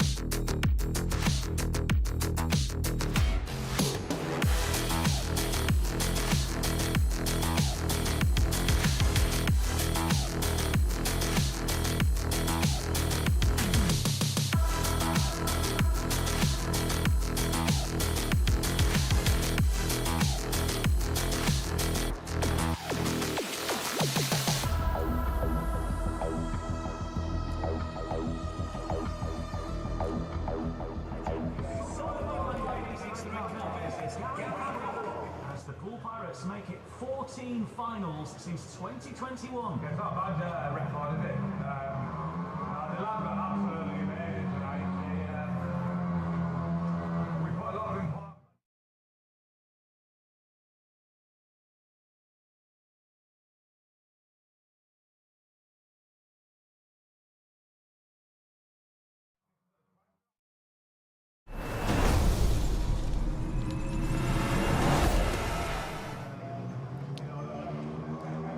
The aggregate score 83-72 with just 4 heats remaining of this grand final. A team meeting of the Ipswich Witches. The spirits look high in the camp. Danny King, who's been with the club for 16 seasons or around about then, our absolute talisman, a servant of the Witches. And yes, they will be pleased with how the team has performed over the 2 legs. Will Leicester have a response? Just 4 heats remaining. Calv, Ollie, all yours. Thank you very much, Abby. This is crunch time. This is it. The championship can be decided now. Heat number 12, an 11-point advantage coming into heat number 12. And a heat advantage here for the Ipswich Witches, and the championship will be theirs. A 4-2 or a 5-1, and then the 2025 Premiership Championship winners will be the Ipswich Witches. So if the Leicester Lions are going to turn this around and have some remarkable recovery, then they're going to need a 3-all. Well, really and truthfully, they've just got to come up with some massive performances, huge 5-1s. But 11 points up coming into heat number 12. And a 4-2 will mean they'll be 13 up with only 12 points available. And the championship will be theirs. Here we go then, heat number 12. Drew Kemp's on the inside in the yellow helmet colour. Gate number 2 in red is Tom Brennan. Ryan Douglas out of gate 3 in white. And Dan Thompson off the outside in the blue helmet colour. He's the reserve replacement here this time for Jason Edwards. I repeat, a heat advantage for the Ipswich Witches, and they will be champions. Done well. Richard Hawkins, of course, has had to wait. They had some disappointments in the last couple of years. Massive injury problems last year to Doyle and Saifutinov. They actually were knocked out by Leicester Lions in the semi-finals, in the very last heat in the semi-finals. They got an 18-point advantage overturned 2 years ago at Sheffield in the return leg, and Sheffield stormed to the title in 2023. But right now they are on the cusp of being crowned the ROWE Motor Oil Premiership champions in 2025. They've all gathered there, Hawkins, the mechanics, the riders, the crowd, everybody on the edge of their seats. Danny King, the captain. What a moment it will be for him as well. Here we go then, heat number 12. Tapes are up, and away we go. Douglas has made a lovely start. Kemp's there as well. The Lions have just built it up. The Lions, they're not playing the role. Oh, around the outside. Here comes King and Brennan. Brennan in there, big time.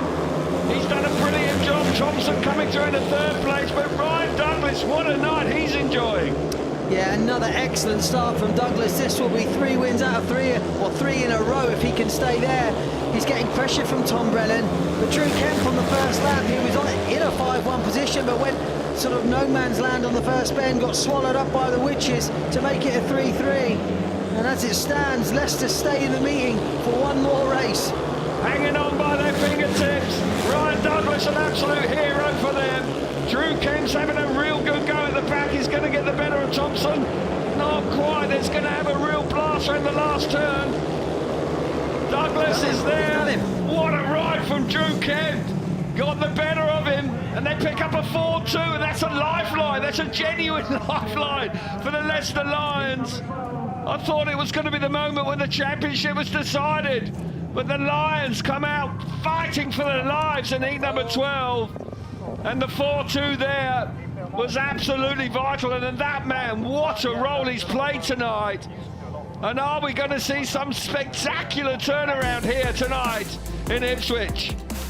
Douglas, terrific riding tonight. 3 points for him. Tom Brennan back in 2nd place. 2 points, 1 point for Drew Kemp. What a point that was. Hard earned as well to get the better of Dan Thompson late on. And this grand final, it goes on. Yeah, Ryan Douglas in the white helmet makes an electric start. He's clear going into the first bend. At this point, Leicester on a 5-1. Drew Kemp in second place, rides down the sort of middle part of the track. We refer to it as no man's land, really, and gets swallowed up by the Ipswich Witches. Out front, Douglas is relatively untroubled, but Drew Kemp, excellent ride by him. He's at the back at the moment. Here's Tom Brennan, you can see him. He's close to Douglas, but never really lands a blow. Here comes Drew Kemp on the last bend, or like going into the last lap. He's on the outside of Thompson. Thompson knows he's there, can't do anything about it. Really brave ride by Kemp. He struggled over the last 2 legs with engine problems, but this is a massive ride for him in the context of the meeting. You'll see him coming to screen now on the outside, around the outside of Thompson. You can see Thompson bows his head. He's gutted with that last lap performance by Kemp. Well, it goes on, and the tension goes on here, of course, with that result in heat number 12. What a massive heat 13. It'd be rather fitting if the championship is decided here. A shared result, and it continues. Another 3-all, a heat advantage. Well, then, it's going to be the Ipswich Witches. You could argue a shared race will be enough. Yep. Will be enough. 3-all, and there will be 8 points remaining. And then they will be crowned champions here tonight. And when you've got Emil Seifutinov and Jason Doyle in the race, you've got to be feeling fairly comfortable and fairly confident that Heat 13 and the championship is going to go your way. Boys coming forward now. Is this the moment? We thought it was going to be heat number 12. It wasn't to be. Gate number 13, Emil Seifutinov on the inside, the red helmet colour. Max Frick, gate number 2 in white. Jason Doyle out of gate 3 in blue. And Sam Masters will go from the outside in the yellow helmet colour. They're 9 points up, the Ipswich Witches. And there are 12 points still available. But 3-all here, there'll only be 8 points available with 2 races to come. And they will be crowned champions. A heat advantage, obviously, and it's all over.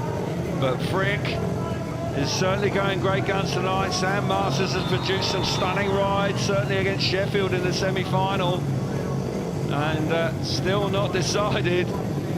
What a response from the Lions last time. They haven't thrown the towel in yet. No, they have fought to the very end. You can't fault them for that. All the big guns out here in Heat 13. Can Ipswich get it over the line? 17 years in waiting. Yeah, what a sight they had back in '98. You know, with beat riders like Gollop, Chris Louis, of course, the team owner here now, was part of that team. Scotty Nichols was in there as well. Tony Ricardson. It really was quite a star-studded lineup. Here we go then, heat number 13. What a start. What a start from Jason Doyle. He fires himself to the front. Too good a start. Is the red light on? Yeah. It does look like the red light's on, yeah. Jason Doyle just gambling a touch on the start there. Yeah, I think he moved. I think he was on the move when the tapes went up. Just anticipated it a touch. Back in the day, you'd get away with that, but not now. So Jason will just have a little bit of a look around. Looks like he has an issue there with his bike, maybe. Yeah. Moves a touch, doesn't It's it? minimal. It really is minimal. Can't get away with that now, though, can you? There really is not a lot in that at all, and if you're Jason Doyle, you probably feel a little bit aggrieved by that. We've got all 4 back here, and a warning for Jason Doyle. So riders just giving in the hurry up. 2 minutes hasn't started quite yet. Won't be too much longer before the referee starts the clock running down. Max Frick is under power. He's making his way forward. The warning will be shown to Jason Doyle. He does that again, just a slight bit of movement. I'll tell you what, there's a lot of work going on there. He's on Danny King's bike at the moment, it looks like. Yeah, I think there was a clutch problem. There was smoke pouring out the side of it. I noticed that. So Danny King has come out with that bike. This is far from ideal. We've got all sorts of drama going on here, but maybe Doyle had a clutch issue there. Possibly. Because there was no doubt there was some smoke that was coming out of the side of the bike. So we've got Danny King, the captain, playing his part here. So So the restart of heat number 13, Saifudan off on the inside in red. Max Frick is out of gate number 2 in white. We've got Doyle on Danny King's bike, gate number 3 in blue, and Sam Masters out of gate number 4 in yellow. Now, different handlebars, different seat position, different motor, different clutch setup. This is quite a challenge. It's such an important race. Yeah, what a time to be borrowing someone's bike, but Danny King, the captain, to the rescue. Well, they will need 3 points here, and they'll be crowned champions. Will he be managing to do it on somebody else's bike, or will Emil Saifutanov, who's had a relatively quiet night this evening, will he come to the party here?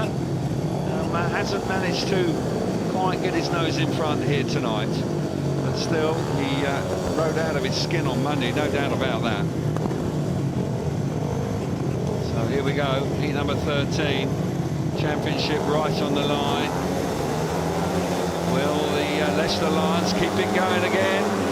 Away we go, and I've got to say that Jason Doyle makes a smashing start on Danny King's bike. He's gone around that first turn. He's in the front. Here comes Saifutanov now on the inside. Good news for the Witches. Max Frick just being pushed out of it. Saifutanov again. Frick has recovered, but Jason Doyle on Danny King's bike out in front. Keep your eyes on Frick. Frick coming hard at him. Oh, massive dive bomb there from Max Frick. Jason Doyle's about to return the favour. Oh! Down the home straight, but Doyle leaves Frick just enough room and then gets back round the outside. You have to say, on someone else's bike, that is an incredible effort from Jason Doyle. Fabulous effort, but Max Frick has the answers. He's fired himself. It's not enough with less than a lap to go. Is this the moment that the Ipswich Witches are crowned champions here tonight? Out of the last corner, Frick wins the race, but with the Ipswich duo coming through in second and third. No major celebrations, so maybe they just feel they need one more point to be absolutely certain. If there's a 5-0, then it will go on. They're 9 points up. They're 9 points up. They are literally there, not quite. Max Frick, you've got to give him a lot of credit. And heat number 13.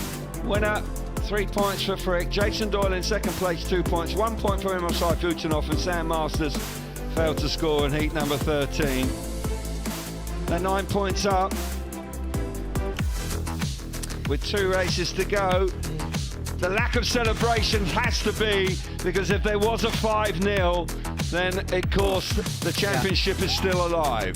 Yeah, Jason Doyle in the blue helmet colour there. He's riding someone else's bike. Like you said before, different handlebar setup, different clutch, different engine. So that is a fantastic effort from him. But Max Frick in second place, he hunts him down, goes in between the Ipswich riders, really coming off turn 2 there, dives up the inside of Doyle. Doyle tries to slam the door shut again, but Frick, he gets through, and that is an excellent ride by Frick to sort of keep this match barely alive. But yeah, very, very close now. Ipswich are to sealing the deal and becoming league champions after 17 long years. Here we go then, heat number 14. It's going on tonight, and fair play to the Leicester Lions to do that. They have managed to hang on there by the skin of their teeth in the last couple of races. It could have been decided back in heat number 12, it wasn't. The 3-all in heat number 13, they are 9 points up. There are possibly with 5-0s, more than 9 points available, but that is unlikely, but it is still a possibility. We did see a 5-0 actually at Sheffield in the semi-final, so no celebration yet from the home team. Just need a finisher here, and the job is done. Riders coming forward now, heat number 14.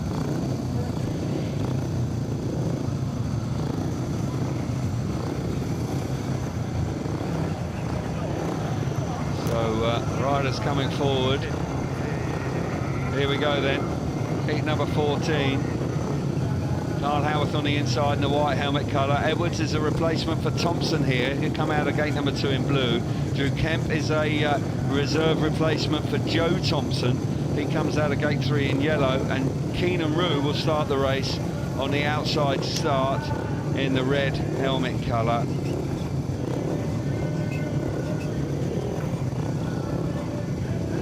So here we go then. There's the trophy, that's what they're racing for.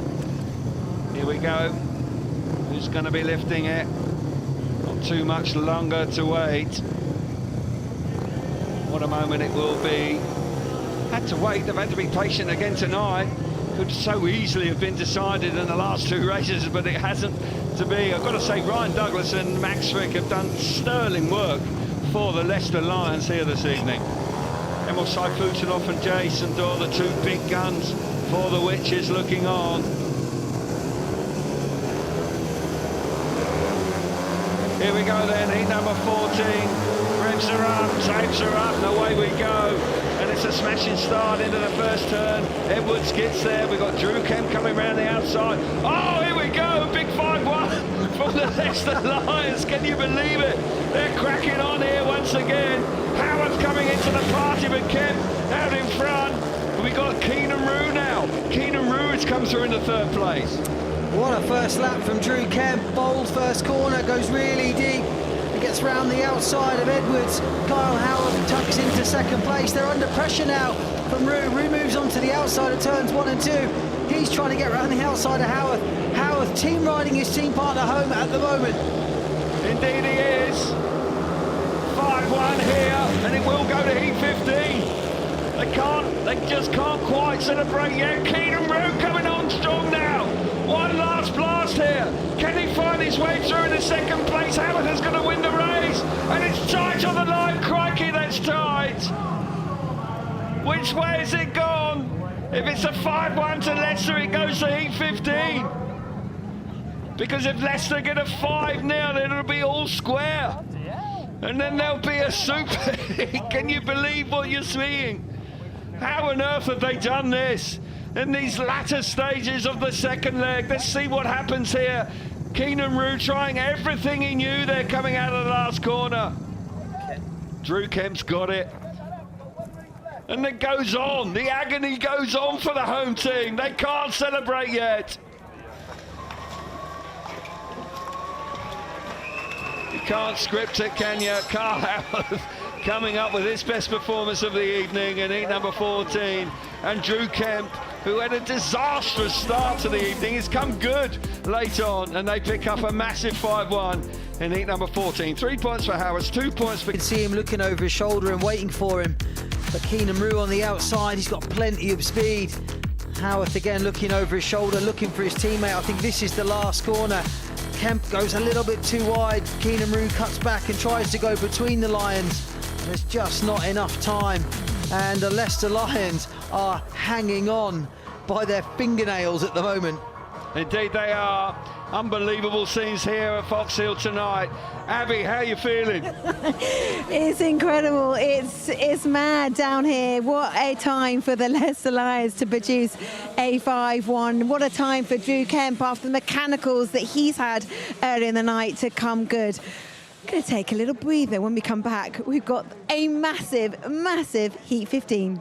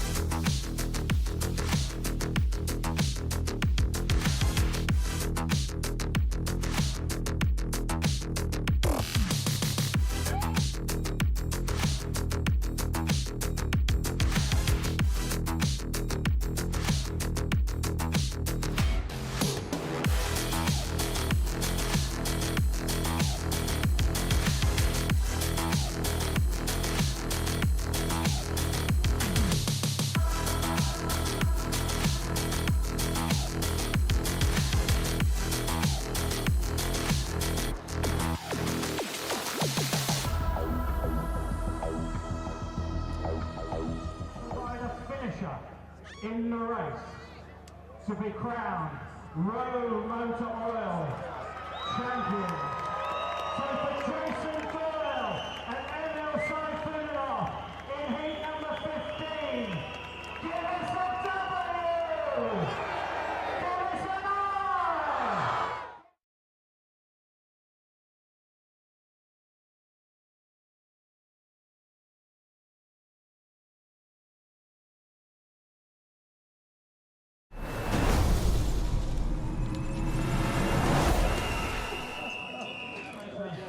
Welcome back to Ipswich and to Foxhall Stadium for this second leg of the grand final after 14 heats. You can see the score. The main one you need to look at is in pink, 89-84. When you think that the Witches were 11 points up, it's now down to 5. Let's head over to Scotty and hear from the team managers and their picks for Heat 15. Yeah, thanks, Ab. It is picks for Heat 15. Richie Hawkins, Ipswich Witches, you have choice in Heat 15. We've seen some strange things happen in Speedway before, but I think there's been quite a simple message to the boys, hasn't there? Well, yeah, we need a finisher, but, I mean, you've been in the sport a long time as well, and we've seen 5-0, so, yeah, I'll keep everyone. I want to make sure we get enough, and it's ended up going down to Heat 15, so, yeah, we need a finisher. It do. I mean, there was a point where, you know, we kind of hear the commentary. It's, you know, if Ipswich get this result, it's in the bag. But Leicester threw everything at it, and it's come down to that last heat. So, who are your riders, and what gates you got, please? We picked 1 and 3, and we're gone for Jason off of 1 and Emil off of 3. Okay, thank you, Richie. Stuart, I kind of seen you walking up and down the pits a few times, and you've kind of said you're hanging in there. You got them on the ropes. You're not throwing it in, and you need a miracle, but you've pushed it down to Heat 15.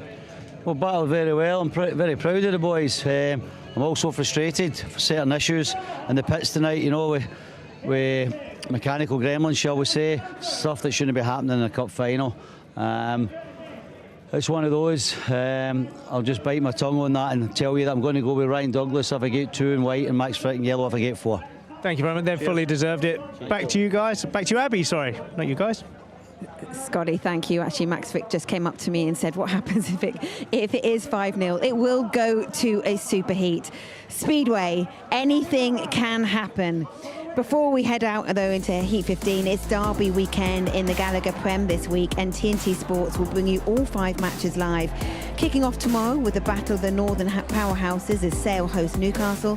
Saturday, East Midlands sides Northampton and Leicester go head-to-head, and there's a West Country double header with Bristol versus Exeter and Bath against Gloucester. And we round off the action on Sunday with the cracker in the capital as Quins take on Saracens. But we have a cracker here in Ipswich still to come. It's a massive Heat 15. Calvin, Ollie, how's your heart rate doing in the commentary box?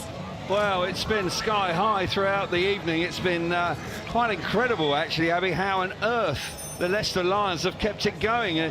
Thought for sure earlier on in heat number 12 they were going to do it, gave it the big build-up, and then all of a sudden the Ipswich boys fluffed their lines, rather, and it's gone on and on and on. Of course, with this 5-0, you've got to keep remembering, and I tend to overlook it at times, but with the slight possibility, and I mean it really is, of a 5-0, then you have to factor that in. They're almost there. It's gone on. You've got to give the Lions a lot of credit to keeping it going, but this, you've got to believe, is the moment when the Ipswich Witches will be crowned champions in heat number 15. It's been they've been a credit to both of their sets of supporters, these two teams. It's been a long campaign, but it's going down to effectively heat number 30.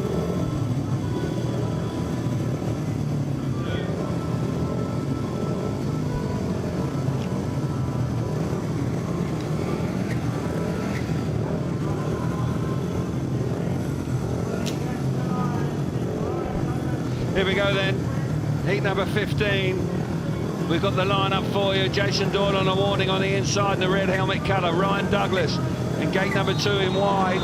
Emil Saifunov out of gate 3 in blue. And Max Frick off the outside gate in the yellow helmet colour. Ryan Douglas, who's ridden so well. He's going to be our cabin master rider of the night, Ryan Douglas. He really has done a wonderful job for the team. Up against so much pressure, he was excluded earlier on, then he's reeled off 3 stunning rides. But this has got to be the moment, surely, when the Ipswich Witches seal the deal. Chris Louis, Richie Hawkins, the management team, all the riders, mechanics, everybody concerned. What an effort it is. An ambitious club. They brought Saifutinov out of the wilderness back into British Speedway. What a move that was, and this man has been outstanding for them, Saifutinov, over the last 3 seasons. Here we go then. Charging into the first turn. Got to say, another great start from Ryan Douglas, but round the outside comes Saifutinov. He hasn't won a race so far this evening. What a time to do it here in the Heat 15 in the second leg of the grand final. Saifutinov awaits. Douglas through into second place. Frick now coming through into third. Yeah, tight race at the back between Doyle and Frick there. I did wonder how the Ipswich riders would approach this race. Would they just take it easy and make sure they got the 1 point? But Emil Saifutinov had other... Oh, down he goes. Douglas goes down heavily. Clips the back of Frick. Massive high side. They did kind of fall over themselves. Frick pushed Douglas hard going into turn 3. They swapped positions. Yeah. And then Douglas clipping the back of back wheel of Frick, high-sided and landed heavily. Nasty looking crash. Yeah.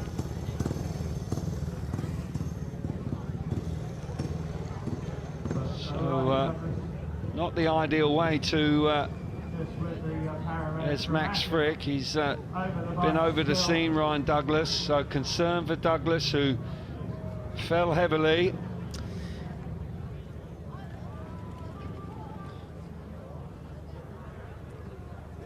Crikey, this wait for the decision and the conclusion of the championship is going on and on and on. So, as I say, concern for Douglas, an awkward moment, but okay, we're going to see this again. They've switched it around here. Yeah, I think Douglas thought Frick was going to run wide, and he went tighter than expected, and Douglas came into the corner fairly hot, clipped his back wheel, and went over the high side, so the right-hand side of the bike, and quite often they're the sort of accidents. We've got an exclusion here, so it does appear that Max Frick has been, or is it? No, Ryan Douglas. Douglas has been excluded. Which is no surprise, but he got a lot of grip on the way into the corner, didn't he? And then with Frick just turning back, as you say, not drifting out. Yeah, I think Frick surprised him there with his line choice, and Douglas had already committed to coming into the corner quite hard and was possibly going to run across the corner and up to the sort of high dirt line. Frick turned in front of him and he clipped his back wheel, and nasty looking accident, and they're the type of accidents that can often result in a shoulder or head injury. So so the race has been awarded, I'm hearing. So Ryan Douglas, as he makes his way back to the pit area, the Ipswich Witches are now the champions.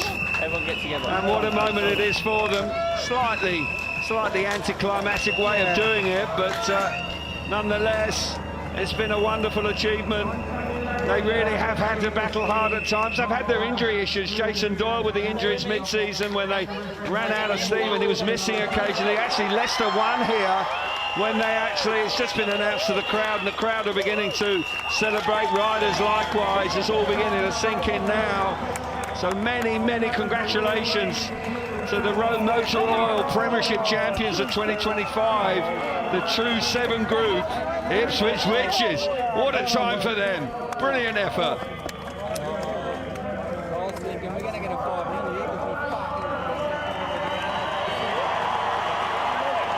Well, now the announcement. Everybody beginning to understand that their team have done it. Fabulous turnout here tonight. Terrific atmosphere. It's a superb scene, emotional scenes as well, with children, family members. It's great to see. Don't know quite where she is, but Abby, take it away. I didn't. I tried to get out to see the actual race, tried to get up on the step here, but it was absolutely packed.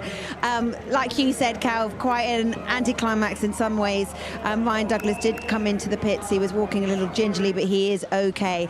A huge congratulations, though, to Ipswich. They are your 2025 Premiership champions, and we'll have the podium after this.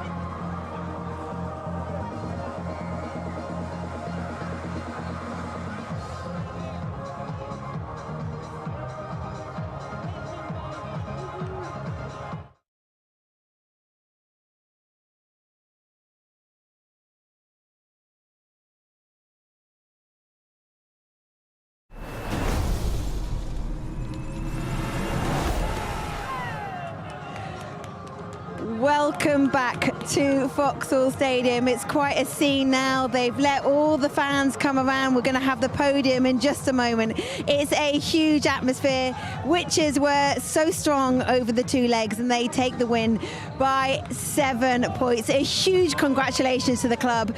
They last won this trophy back in 1998, so it's been a long wait and a deserving win this evening. As we get ready for the podium here, TNT Sports is now the home of the Emirates FA Cup and Adobe's Women's FA Cup. I can only just hear myself speak here.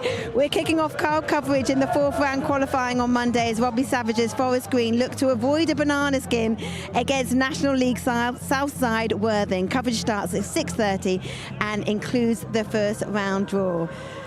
Let's head over then to your commentators, to Ollie Allen, to Calvin Tatum, to talk us through this podium. Thank you very much, Abby. Yeah, fabulous scenes. I must say, I can't remember seeing it before, with all the fans coming out onto the centre green to enjoy the rostrum and the presentations for the winners and losers. And it's finally we got there. It was Crossland, Jan Crossland. a tough wait now. Representatives from the Leicester Lions coming forward. Have we got any more in the mic, Rex? Stuart Dixon, of course, who has been motivating his team. Just coming up short again. He won't enjoy it, you know. He's had a couple of years where he's been in the grand final, but just come up in second place. Joe Thompson, who just has found it tough going in these last few weeks. Drew Kemp, he arrived late at this meeting. Possibly if his form had been better early on, Leicester Lions would have been more of a shout, I think. Sam Masters, who without question has ridden his heart out once again for the Leicester Lions. I'd like to think he'll be back next year, but no doubt has shown some good form. Kyle Howarth there, all action again as usual. Finished the night with a race win, but was involved in plenty of controversy throughout the night. Yeah, when he knocked off Jason Doyle. Ryan Douglas, I mean, he has been out, he's ridden terrifically well. He's ridden out of his skin tonight. Top draw stuff from Ryan Douglas, and despite the fact that he was excluded in his first ride. Yeah, Luke Becker paid 7 points for him tonight. He rode well, he ran a last in his first ride, but came back strong and was one of those riders that really kept Leicester in the meeting. And Max Schreck, who's been dynamite throughout the season in 2025, quite possibly his best season ever in England in 2025 for the Australian. He's a Grand Prix rider again next year, as well as a wild card, a permanent wild card. And Max has led the team in brilliant fashion throughout this campaign. The Leicester Lions just finishing in that silver medal position in 2025. A big round of applause, a great effort, but just not quite good enough. Amazingly, they took it right down to heat number 30. Can you believe it? And this team have done a terrific job in 2025. They make their way away. And they will reflect on what might have been possibly. Coming so close, they kept it going there in the last 4 races. I mean, crikey, it could have been won at any moment, but it wasn't quite. Some of you here tonight were children so now the last time it's the turn for the new Premiership winners, champions. Starting off with the Ipswich True 7 group, which is promoter. So here they come. It's being called forward now. The True 7 group, Ipswich Witches, Mo Rotor Oil, Premiership champions. Chris Louis, the team owner, of course, a former rider here as well, with distinction. Great moment for him. He will be absolutely chuffed to bits with this. Richie Hawkins, Ipswich team manager here. First Premiership League title for him, and the first one for Ipswich in 17 years. So proud moment for him and his son there on the podium. Yeah, lovely moment for the young lad as well. Jason Edwards coming forward. He's done a really good job actually, coming into the team. Seems to have gained in confidence, and his performance has improved pretty much week on week towards the end of the season. Jason Edwards playing his part. Dan Thompson has been an excellent reserve for Ipswich this year, in and out of the team actually. His form has been that good, really has been one of the finds of the season. Yeah, in and out of the main body of the team, hasn't he? Been switching up and down, done really great guns. Jason Doyle, of course, it looks like Keynan Rew. Thought it was going to be Jason Doyle. An imposter, Jason. The guest for this evening, Keynan Rew, comes forward, and slightly out of order, but nonetheless, I've got to say, a brave booking to take, but Keynan Rew has done a good job. Tom Brennan coming forward now. Brennan, a new signing for 2025, and it's done a really good job. Yeah, great year for the British youngster. Really come of age throughout Europe this season. Emil Sayfutunov, of course, quite possibly the most popular rider in the stadium. And once again, Emil has had a terrific season. Probably not quite hit the heights of last year, but nonetheless, without him, it would have been much more difficult to win the championship. And here he is, Jason Doyle, number 5, and one of the leaders for Ipswich this year. Really is a fantastic league rider. You get 100% effort from him, no matter what meetings are around him. And yeah, excellent night for him, excellent season for Jason Doyle. Indeed it is. Can't say enough good things about Jason Doyle. He's a tough customer, but this man, the final rider coming up for the Ipswich Witches now, is Danny King. He's been here forever, and he really will be a special moment for him. He's captains the team. He's had his ups and downs. He had injury problems last year with his hand, but once again, he's always giving his best. I think he's a popular chap in the changing room as well. There's no doubt about that. And what a moment this is for this group, this management group, the riders. Such a special moment. Adam Ellis, of course, who's feeling a bit second-hand, but great to see him here. Has played his part, and there's no doubt about that. Not easy to miss out at the final meeting when you've ridden the whole season, but Adam Ellis is without question. But Stephen Long, the Mayor of Ipswich now, this is a smashing moment for him. They're the champions, the Ipswich Witches, the ROWE Motor Oil Premiership champions of 2025. Fabulous scenes, fully deserved. This club will be overjoyed.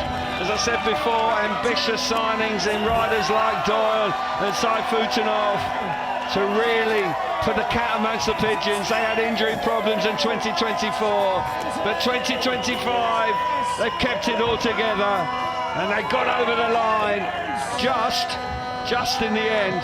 But in the end, the season is for them. Fantastic scenes.